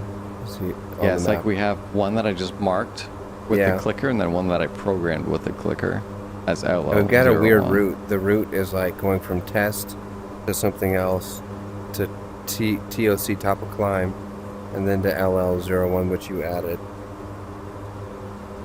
Yeah, that's sweet. So LL01 and then test. So let's do... That's... Okay, so where's it going over here? Yeah, what is that in the route? Can't we see this? We look at the route. All I see is LL01 and test. Yeah, you're right. So let's do LTDA to test. So we're gonna go to... well, this is where we're at. So let's do LTDA.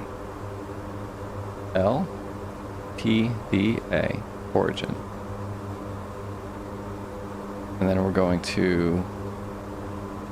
Is test gone? No, test is still in there. Execute. Didn't like that.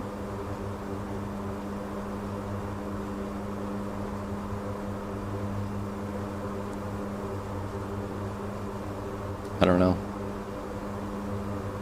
It's missing things, but I don't know if it needs to have everything filled in for it to actually work. Yeah. I don't see test on the map anywhere either. Yeah, it went away. And I don't think it's because the zoom changed. Okay, so let's do OS 71. OS 71 destination. We should see a blue line going from LTDA to OS 71, but we don't. Yeah, once this route becomes active, do we have to look at the other pages though? No. And you don't have to have a runway or any other information for this to be a valid route? I wouldn't think so, but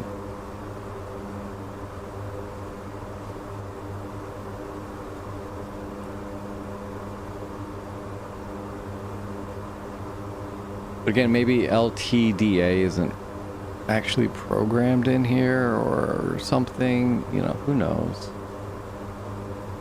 I don't see why that wouldn't work.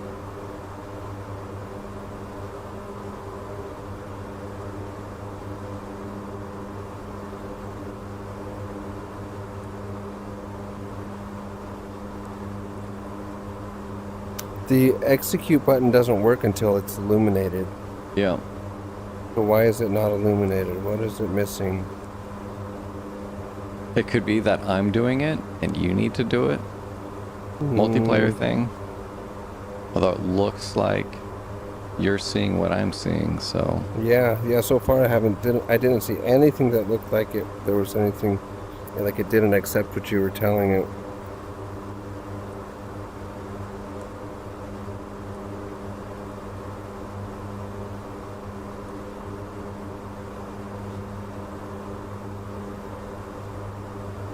Yeah.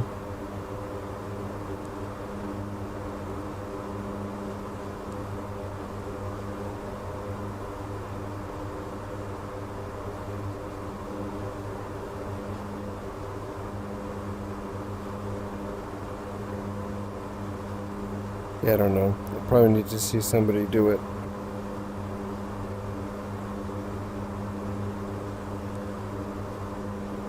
But it's just like the Boeing aircraft, other Boeing aircraft. Once it's done right, I get it. We put a line on the map and we can go there. So how do we do an airdrop then? We basically program in the. So airdrop, you would go to mission, and then you would hit Carp 1 init in the top right, and ideally you would have a place you're gonna drop it. So yeah, you can do test and put that in the top left. Okay, so that's our drop zone. The length is the length of our drop zone. So if it's I don't know if that's, it's in yards. So if it's 1,000, that's almost a mile. LEPI is kind of where we want to drop it. So if we wanted to drop it in the middle, you would do 500 from the end so that would be the middle. That's when we're going to start, so it's probably going to end up dropping closer to the end, but that's fine. Slowdown distance, that's when we're going to start our slowdown. I think typically we do 6 miles. So you just put a little 6 there in the SD distance. TP, that's our turning point.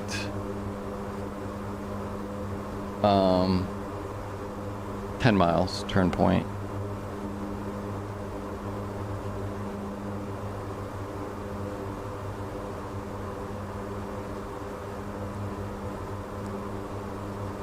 Oops.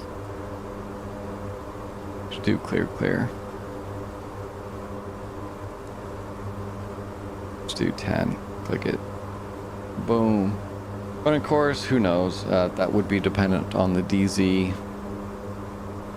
We can do 180 coming from the north.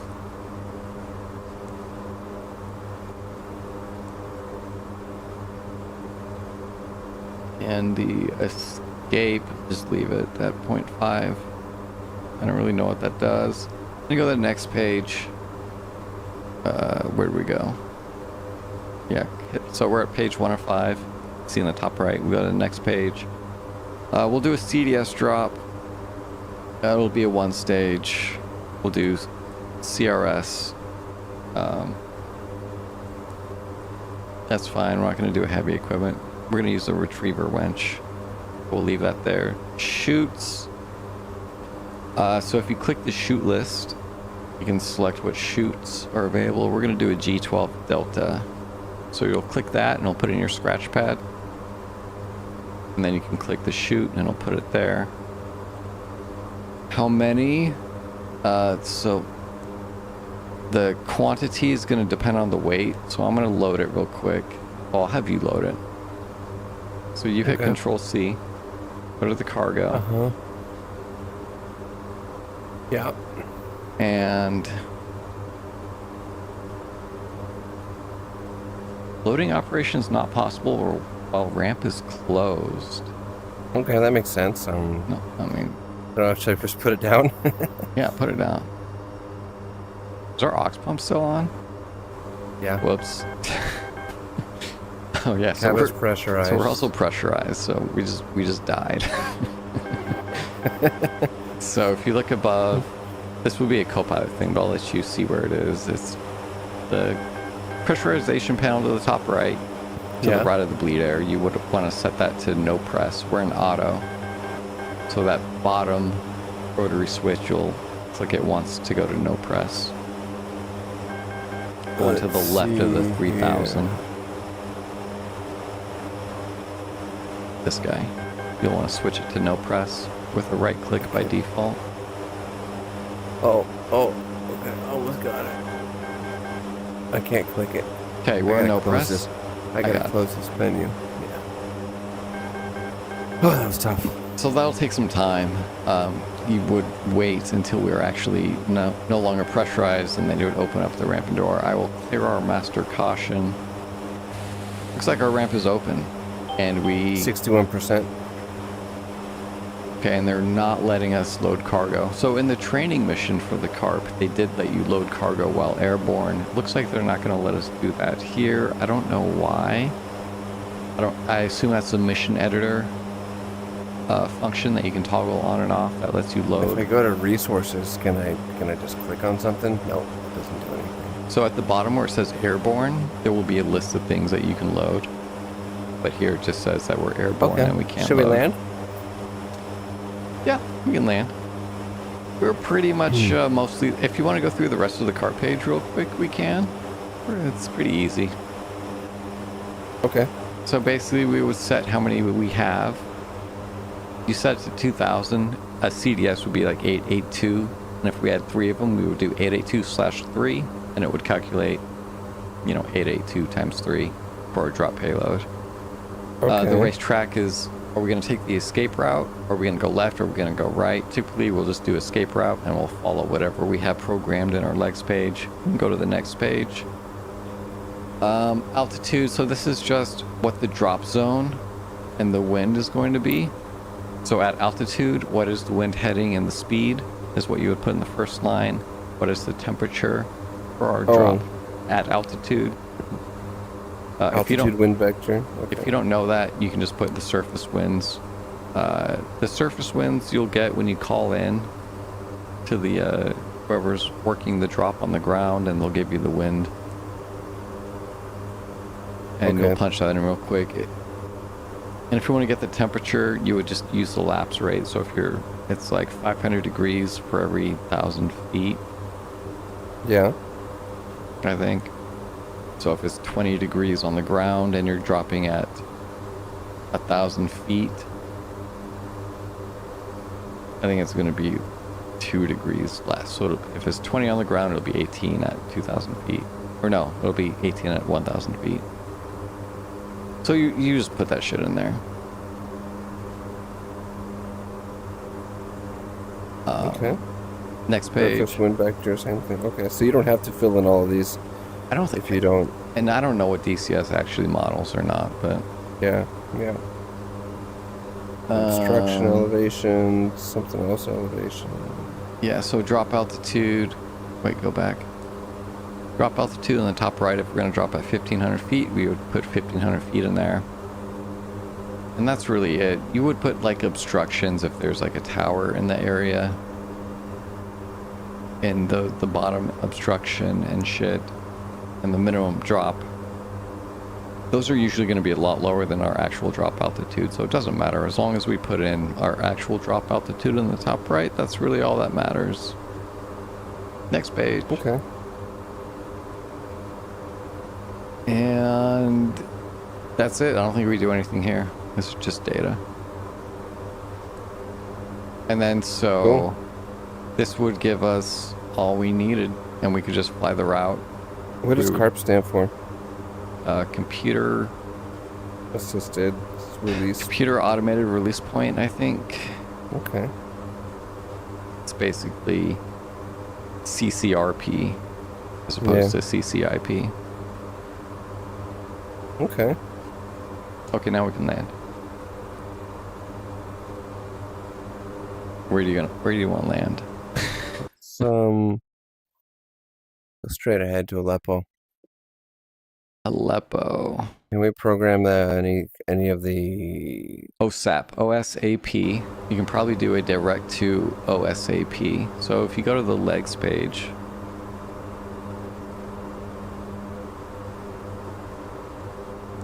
and then maybe do direct, the button right above legs. Okay, cool. Put OSAP and maybe click the top button.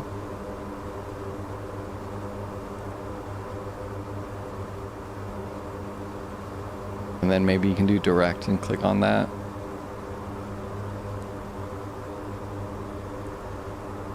So you hit direct and then click the bottom left, LSK6.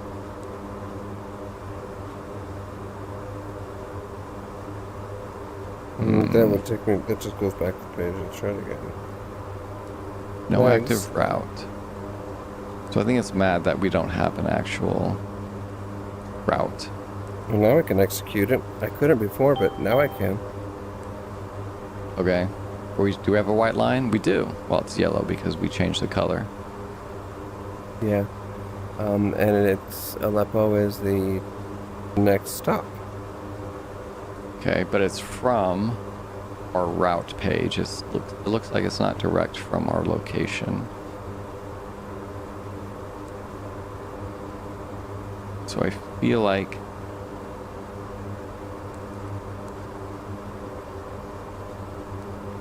Direct to... now we hit direct. Now we click LSK1 I am. It's not to populate doing it. OSAP, and then you can hit the very bottom left, which you did. Now you can hit execute,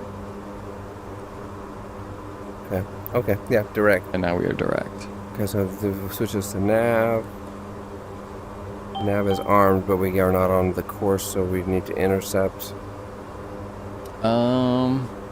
Looks like it's to the left turn. Yeah, maybe a small left to intercept. So you could just use your AFCS, the small left turn, and in theory, that should be enough to.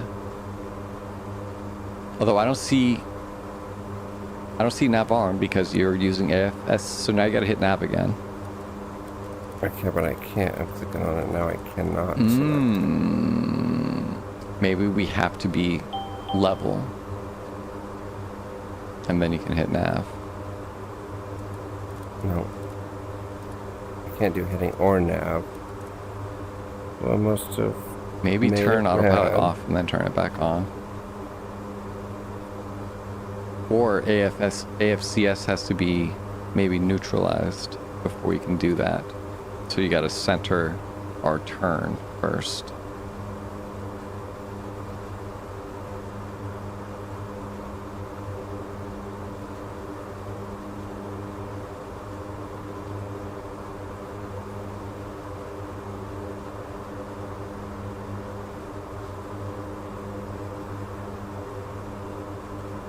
Maybe if you move the yoke, it'll just reset it.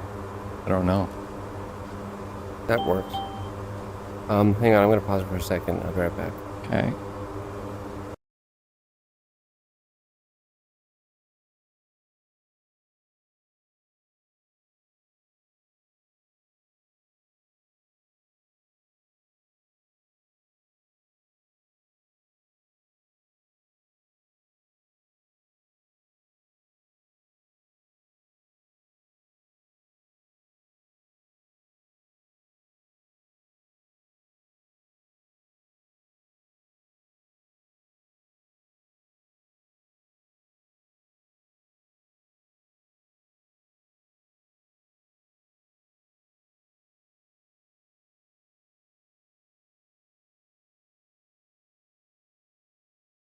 I'm back.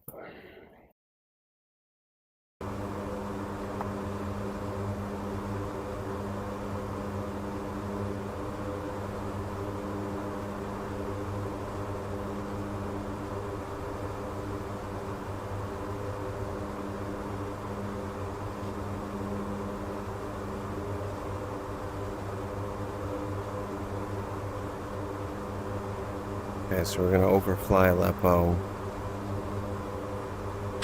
I don't think it says nav is armed. I don't think that means it's locked into a Nope, nav course. captured is what you're looking for. Nav cap. Yeah. So yeah, But we are headed that way, so we'll capture it eventually. What yeah. I do really. I would turn sharper so we intersect it quicker, just so we can actually see it get captured. I see a little star on my HUD, That's which pretty looks like good. that's the waypoint. 90 degrees is the max, but that's going to be a rough capture, so something like this is good. And I see the course line on the HUD there. We're kind of hitting a 45, maybe a 60. Okay, so you see nav armed in the top left? I don't. see nav arm. Okay. So yeah, pretty soon here once we overfly it.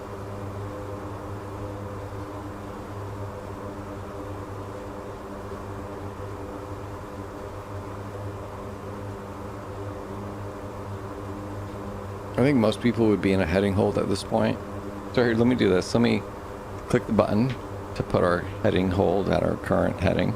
And that now you can just hit heading hold. I can't. Oh no. Maybe because I'm in a turn. I'm perfectly level here. That shouldn't. No, I agree. Never seen that before. Must be something else. But okay, and we already overflew the. Yeah, that's unfortunate. I would that's say okay. 90% of the time it's a heading hold while they're getting the nav captured. I got runway in sight. Let's do it. We're just gonna turn autopilot off. Okay. And what's my silence button? I know I mapped it. I don't hear any autopilot I'm getting a enunciator. disengage. Yeah. So we're completely desynced on autopilot. Which is unfortunate.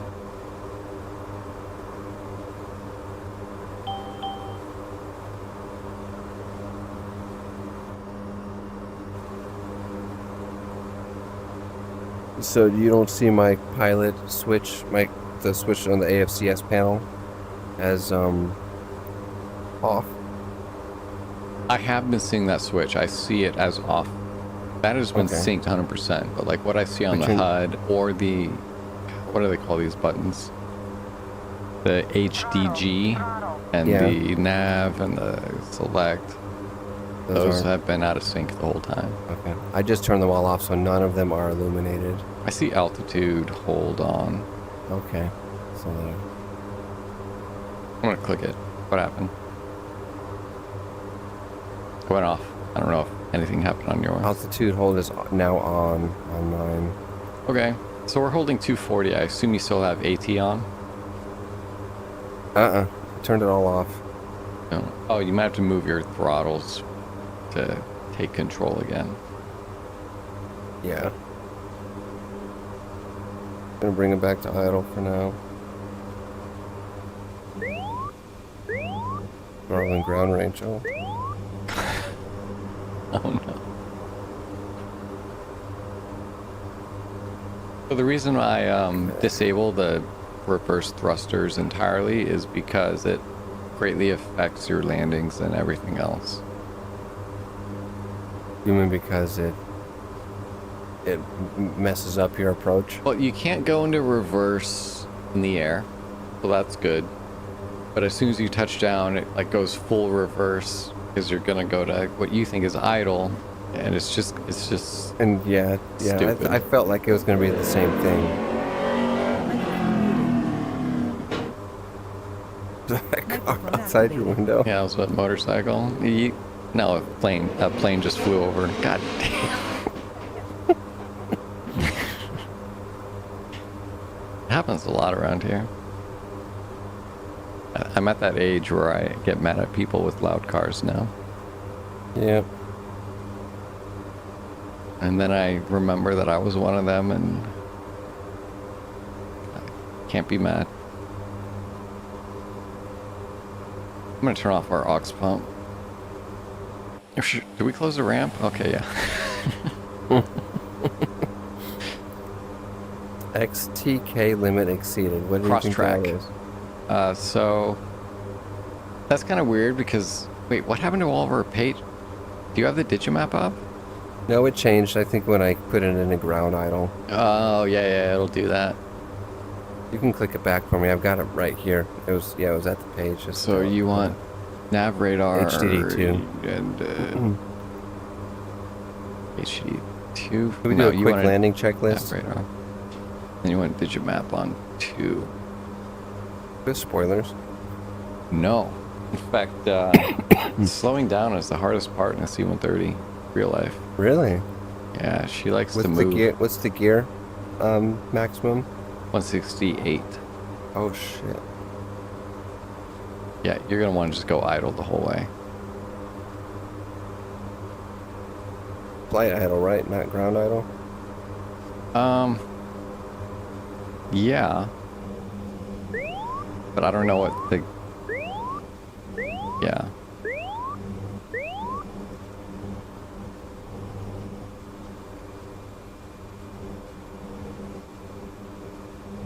Flaps? What's the flaps? Max. So you're gonna want 183 for 50, 145 for 100 flap. I can give them to you on speed, but Whatever. okay, full flaps. Fine. Gear coming down, Fine. unless you want to do it. No, go ahead. Gear down. We're gonna skip the approach checklist. Wait, let me get the aux pump on for you. We'll do landing lights. I can't control those. All right, before landing checklist. Okay, speed up. You want to touch Holy down? crap! You bled a lot of speed all of a sudden. Gears down and lock check pilot or co-pilot, and then you would say pilot. Landing flap checked 100% co-pilot, then you would say pilot. Then I would say before landing checks, and then the load master would say complete load, and then the co-pilot would say complete co-pilot. Touchdown around 110. 130 approach, 120 threshold, 110 touchdown.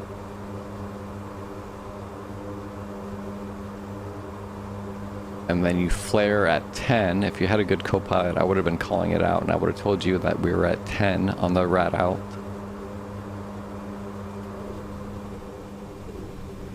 Okay, now you can actually go into reverse for the first time. Yeah, I don't have a map. It's alright, we'll slow down plenty.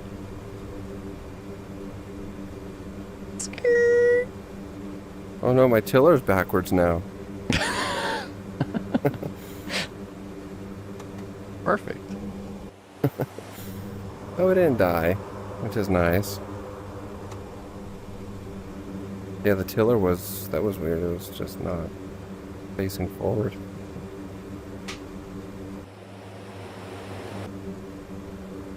Okay. Do you want to load up some cargo and take off? We can try. So we'll have to come to a complete stop and open the ramp. He's back. We didn't check our fuel at all the whole time. And as you can see, we are Well, I below... watched it. Oh, we didn't get it. We didn't cross ship it. Well, you don't have to cross ship. You can just manually transfer, but we got to get that fuel out of the aux tanks.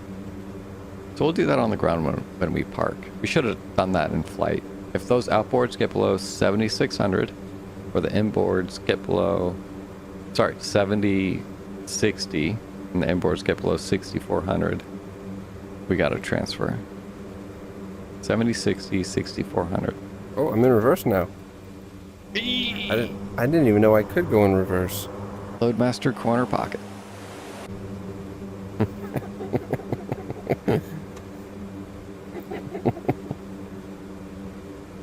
Has that ever happened in real life?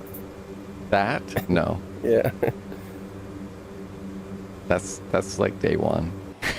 You don't put the plane on its ass. You want to do some reverse taxi? We can.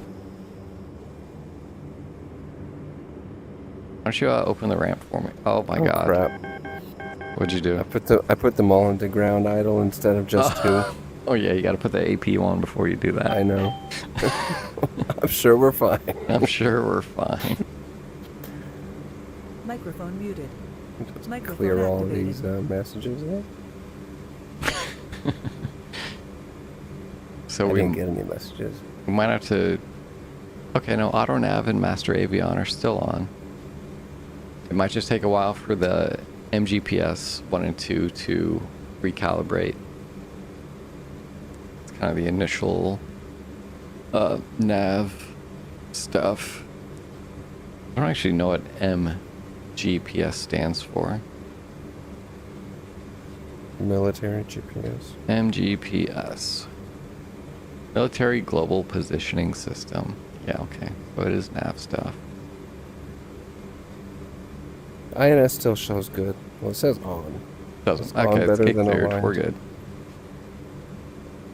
Okay. Control C. What's the Control C? Oh. Well, we got... So... Ramp down. Open the ramp for me. Gotta turn on the aux pump. Depressurize. Oh yeah.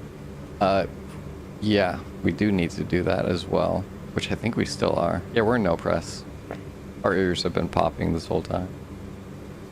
Hang on, I gotta Google if there's a SpaceX launch or if I'm just hearing things. Aux pump is on.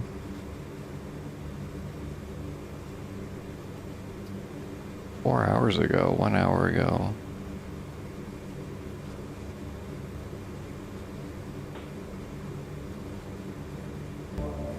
No, just hearing things.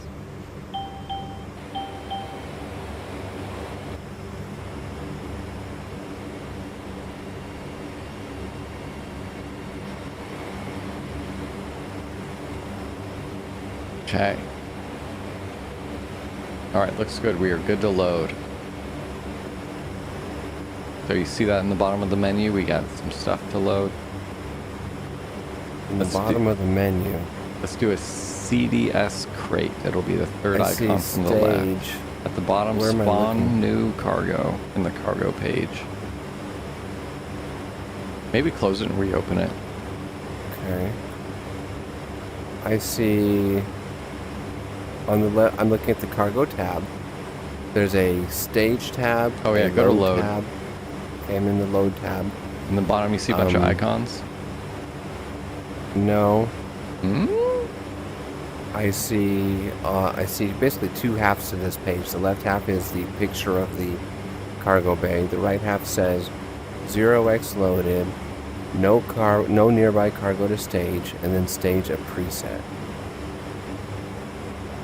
Are you in 3?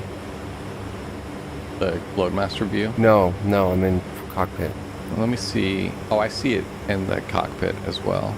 Okay, if I go to 3. Go to 3. Same thing. Okay. So below the layout of the plane on the left, I have a spawn new cargo thing. It might be a VR issue. Yeah, actually that sounds like it because a lot of this page I can't see. Okay. Oh yeah, if I drag it up some, I see that spawn you new go. cargo. Okay, so I see containers, CDS, Third from the ammo. left, CDS crate. Okay, I can click on that and it gives me a little Lego piece that I can drop. Are you using a Right. mouse? Yes, Okay, so drag it to. If I move it, does it update for you? I do. I see a red one that's moved from 345 to 485. Amazing. Okay, so drag it all the way to the back.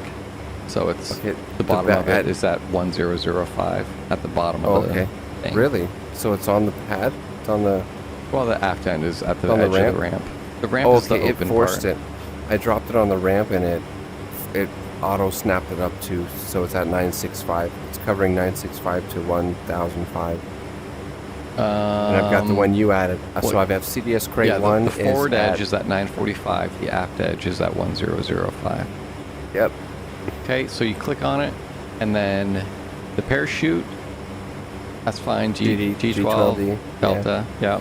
So Number. I have one that you loaded and one that I loaded. Okay. CDS crate 1. Okay, crate 1 is gone now. Now it's just 02. Well, I guess it's staged. Weird. Okay, Yeah. so go for So CDS it crate must 2. be like, it must be on the ramp here somewhere. Yeah, it is. Look, it's on the ramp. I don't see You it. see it over there? To our 4 o'clock. Oh yeah. You don't Look see at it that. on the ground? I see it. Okay. So 1 is staged, 2 is at 965. Well, it's not D12D. there until we hit load, but yes. So you want to set Okay, the carp. All you want to do here is set the carp Oh, timer yeah. to 1, because we can do Okay. multiple airdrops. Some will be tied to a different carp that we have programmed. So set it to 1, and then hit load all. Okay, so there's a carp drop down, 1 through 10, and then there's a variable number that I can pick. The timer, that's going to be dependent. That's if like you're doing a heavy equipment load, and I assume, and want when it you want the really chutes set to a open. different- Okay, so Or it it said, could be- I said it's carp 1, timer 2. I would now. do just timer 0. Okay, carp 1, timer 0. Okay, and I'm going to click this blue button that has loaded it onto the back of the plane now. Okay. And that Can we load seems to something have. bigger? I've only done CDS, so. Let's make this carp 2, timer 10. Okay, so That means the chute won't pop until 10 seconds, probably more like timer 3, right? here's another thing. If your Loadmaster is standing where it pops Oh, in, yeah. it like Uh-huh. glitches and flies out of the aircraft. Okay, So we maybe- won't do, maybe let's not stand do up. the Moab then. Maybe stand outside or like up front. I saw that on a Twitch stream. I don't have any experience with it. I am standing outside. I'm by the ramp. Okay. Well, that'll be okay. I'm just gonna drag some other stuff in for the heck of it.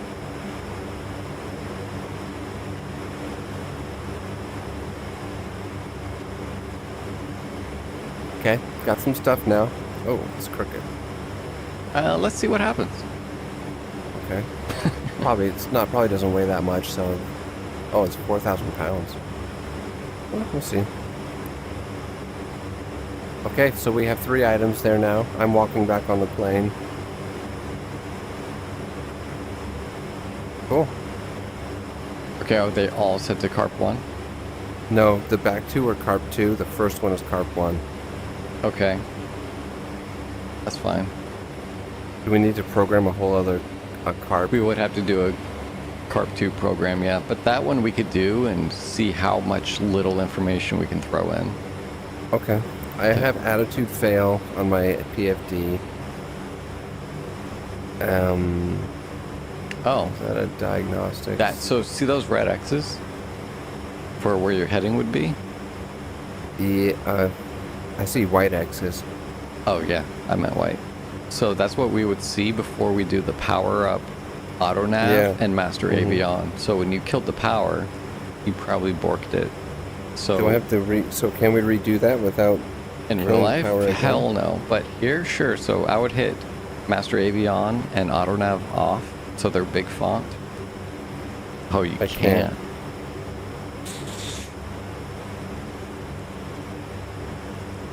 Oh kill the Jesus. power. Okay, let's try something that I'm gonna go to ECB. I'm gonna go to system. I'm gonna select. Well, first I'm gonna put this on HUD3. I'm gonna try to look at 499. I'm gonna pull open 499. I'm gonna verify it's open. Okay, 499 pulled open.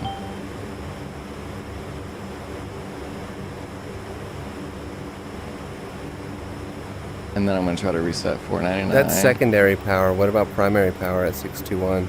I don't know. Never touched that in my life. I'm going to reset that.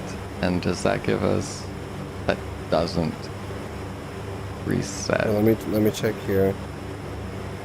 No, everything is still the same.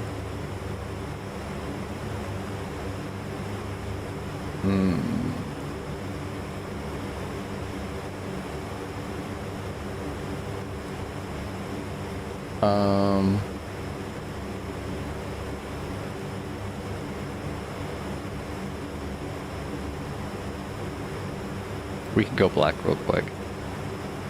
Okay.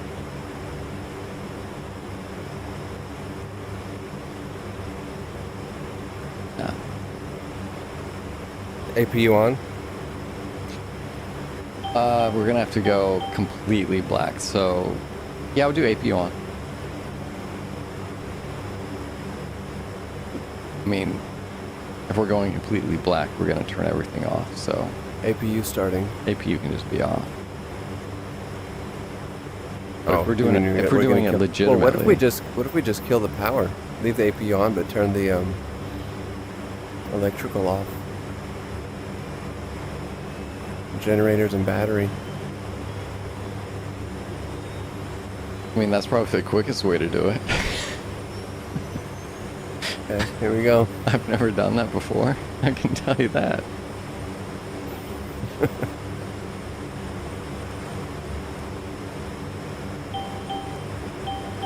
Okay, generators are off. We're getting... Okay, I turned everything off and just turned it back on. The what's it called? The computer didn't reset though. I wasn't watching. Kill it again. Okay. I'm gonna go generators Off. first, And then as long as our and then battery is battery off. off. Okay, give it a beat. Give it a minute.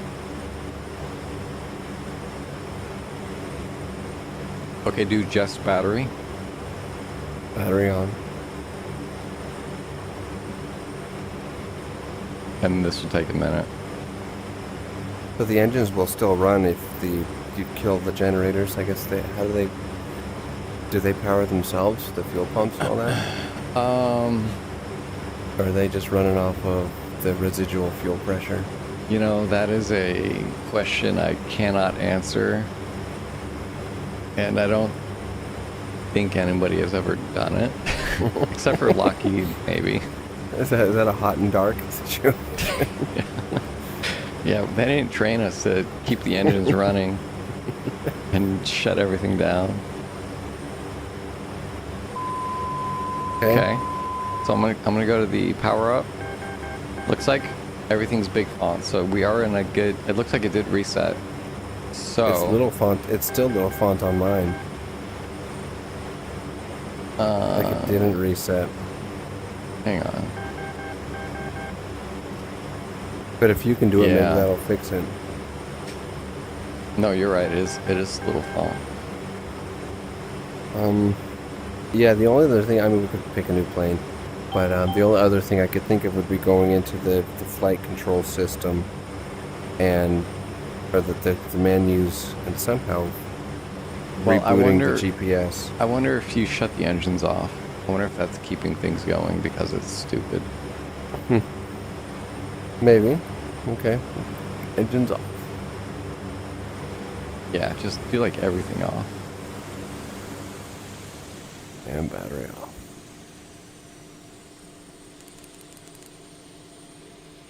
Give them a second. Wait for them to stop spinning.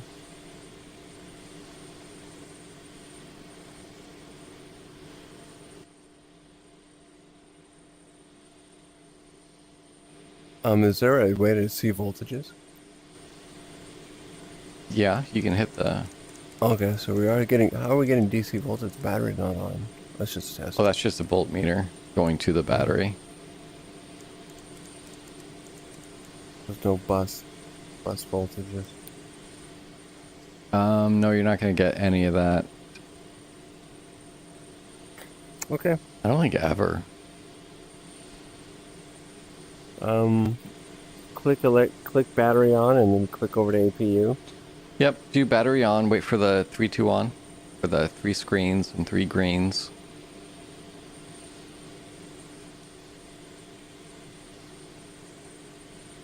Then we'll go APU on. Should probably wait for it, I don't know. I guess starting the APU now won't do anything. Won't hurt anything. Yeah, I mean, we're not using it, but we will need it for bleeder. So we'll leave it on. And so here's a Loadmaster thing. If you go to the external view, under the left wing, you see that door open. Yeah. That is the APU door. And it closes at a certain point, but if you kill the battery power too quickly, the door will stay open forever and you look like an idiot. Oh, hey. If you go to F4 view, you can WASD around. Oh. Okay, That's so new. that's is that APU intake? Yeah, that's the intake for the APU. That's the exhaust for the APU. Or yeah, intake. It says APU inlet door, and the APU exhaust is right above it. Yep. Okay. Yeah, this F4 view is nice. That's cool. I didn't know you could do that. You even got the wheels turn. Like, you know, when you take pictures of your car and you turn the wheel. We got that going on right now. Okay, we got It's straight 3. on mine. We got Oh, 3, it's 2, a little 1. turned. It's a little turned. We got 3, 2, 1, so we're good to switch to APU. But let me check the power up page. It's all small font still. Same. Yeah, so that didn't fix anything, so we'll probably need a new plane. Yeah, just get a Unless new there's plane a real way quick. around it. Just hit Shift R. Yeah, okay.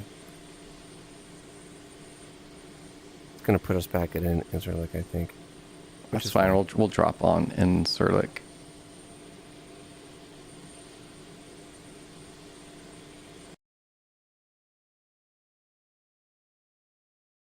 It's real simple. You just do the legs page. Then you go to the MFP. And then you do the carpinate, length of DZ. And we'll be good to go.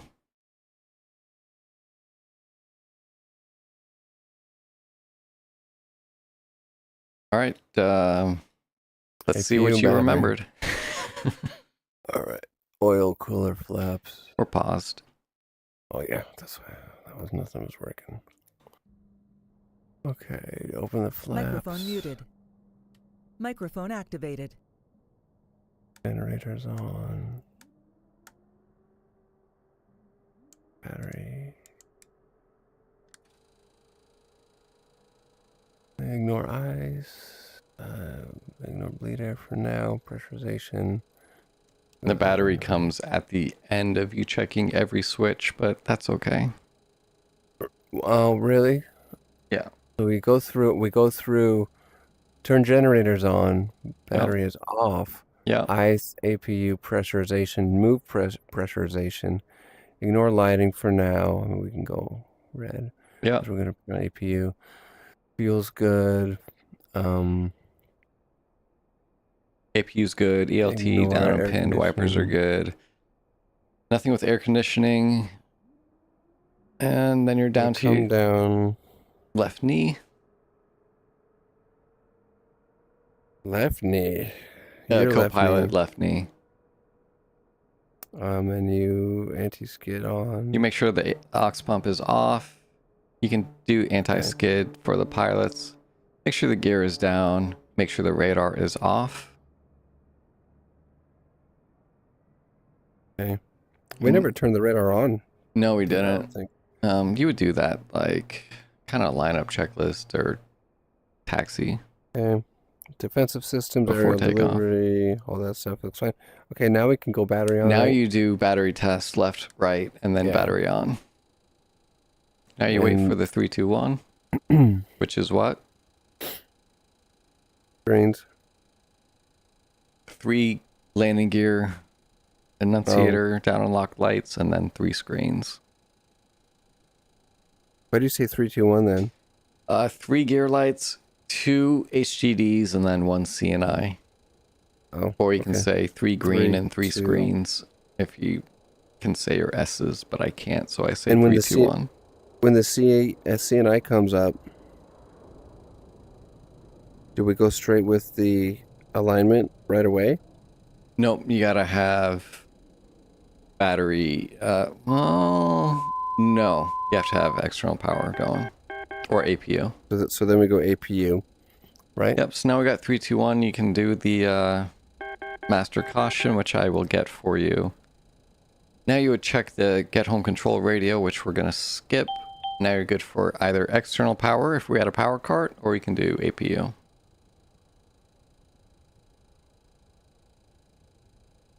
APU start. And now here is where you would switch the strobe to red, which you already did earlier. But we don't do that because we use an external power cart, so we never touch that. Oh yeah, you never run the APU? Only for MAFs. Never Why? at home station. We always have a power cart. It's Is that better? Cheaper? Or less fuel? Power cart's cheaper than the APU to run.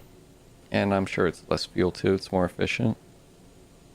APU costs like $1 million. Power cart probably costs like $20K.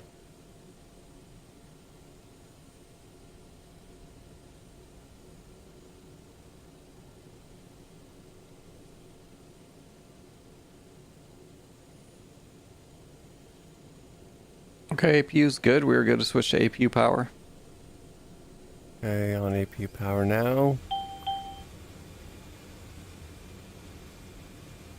Other screens are coming up. All right, you can do the smoke detector if you want, or you can skip it. In real life, I skip it sometimes. I'm not gonna lie.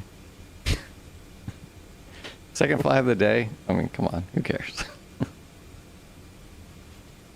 I don't I'm remember kidding. what I'm it kidding. I was. run it every single time.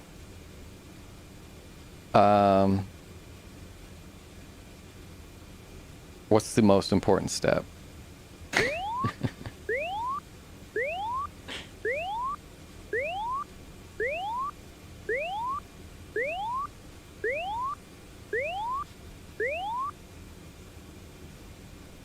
So basically, okay. you hit the smoke detector test, and then you pre-position your hand over the master warning.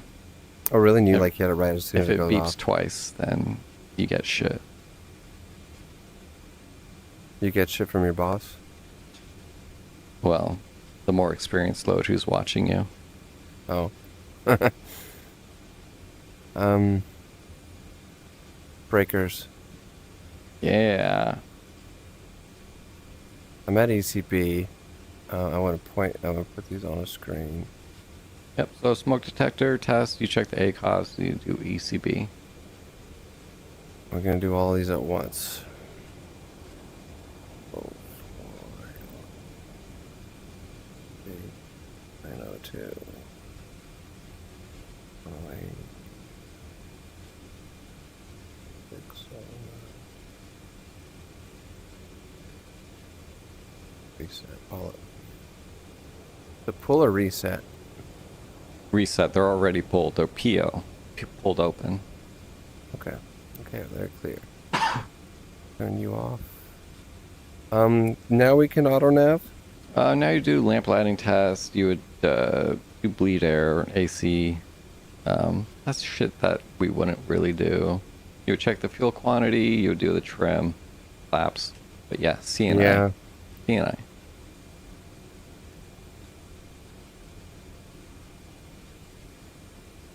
And you would start with auto nav, which it looks like you did. Then you're looking at your PFD, waiting for those 3 X's to turn into numbers. The first step is you'll get like the colors of your attitude indicator. You'll get the ground and the sky. Second step will be you'll get the numbers. Can the aux pump run off of the APU? The aux pump is electrical, so you can do that with an external power card or the APU. Cannot run off of the battery. Yeah. Figured that probably draws too much current. Ramp going down.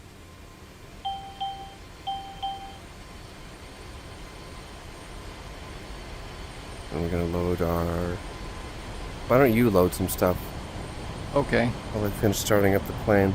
Okay, All I've right. got a PFD now. So they both came on at the same time. That doesn't happen in real life. It's usually the attitude and then the heading. Just Oh, for fun. it's still aligning. Do I need to wait till it's ready before I can Nope. switch on avionics? Nope, you're good to go for Master Avion.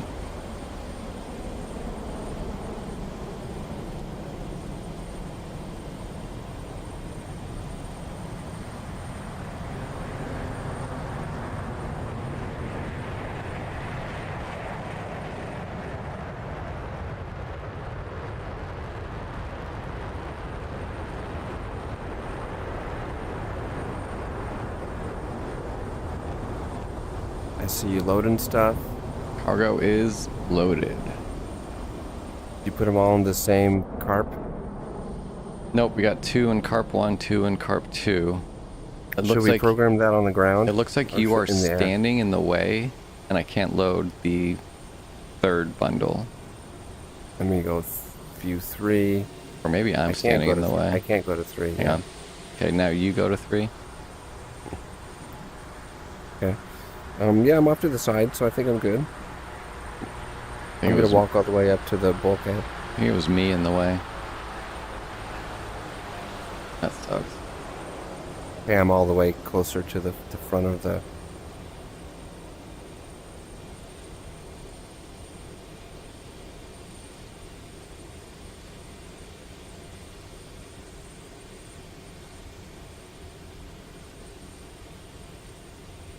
Huh. Not letting me load anything else. Oh. That's why. I assume you crashed too? Yeah. User in your channel timed out.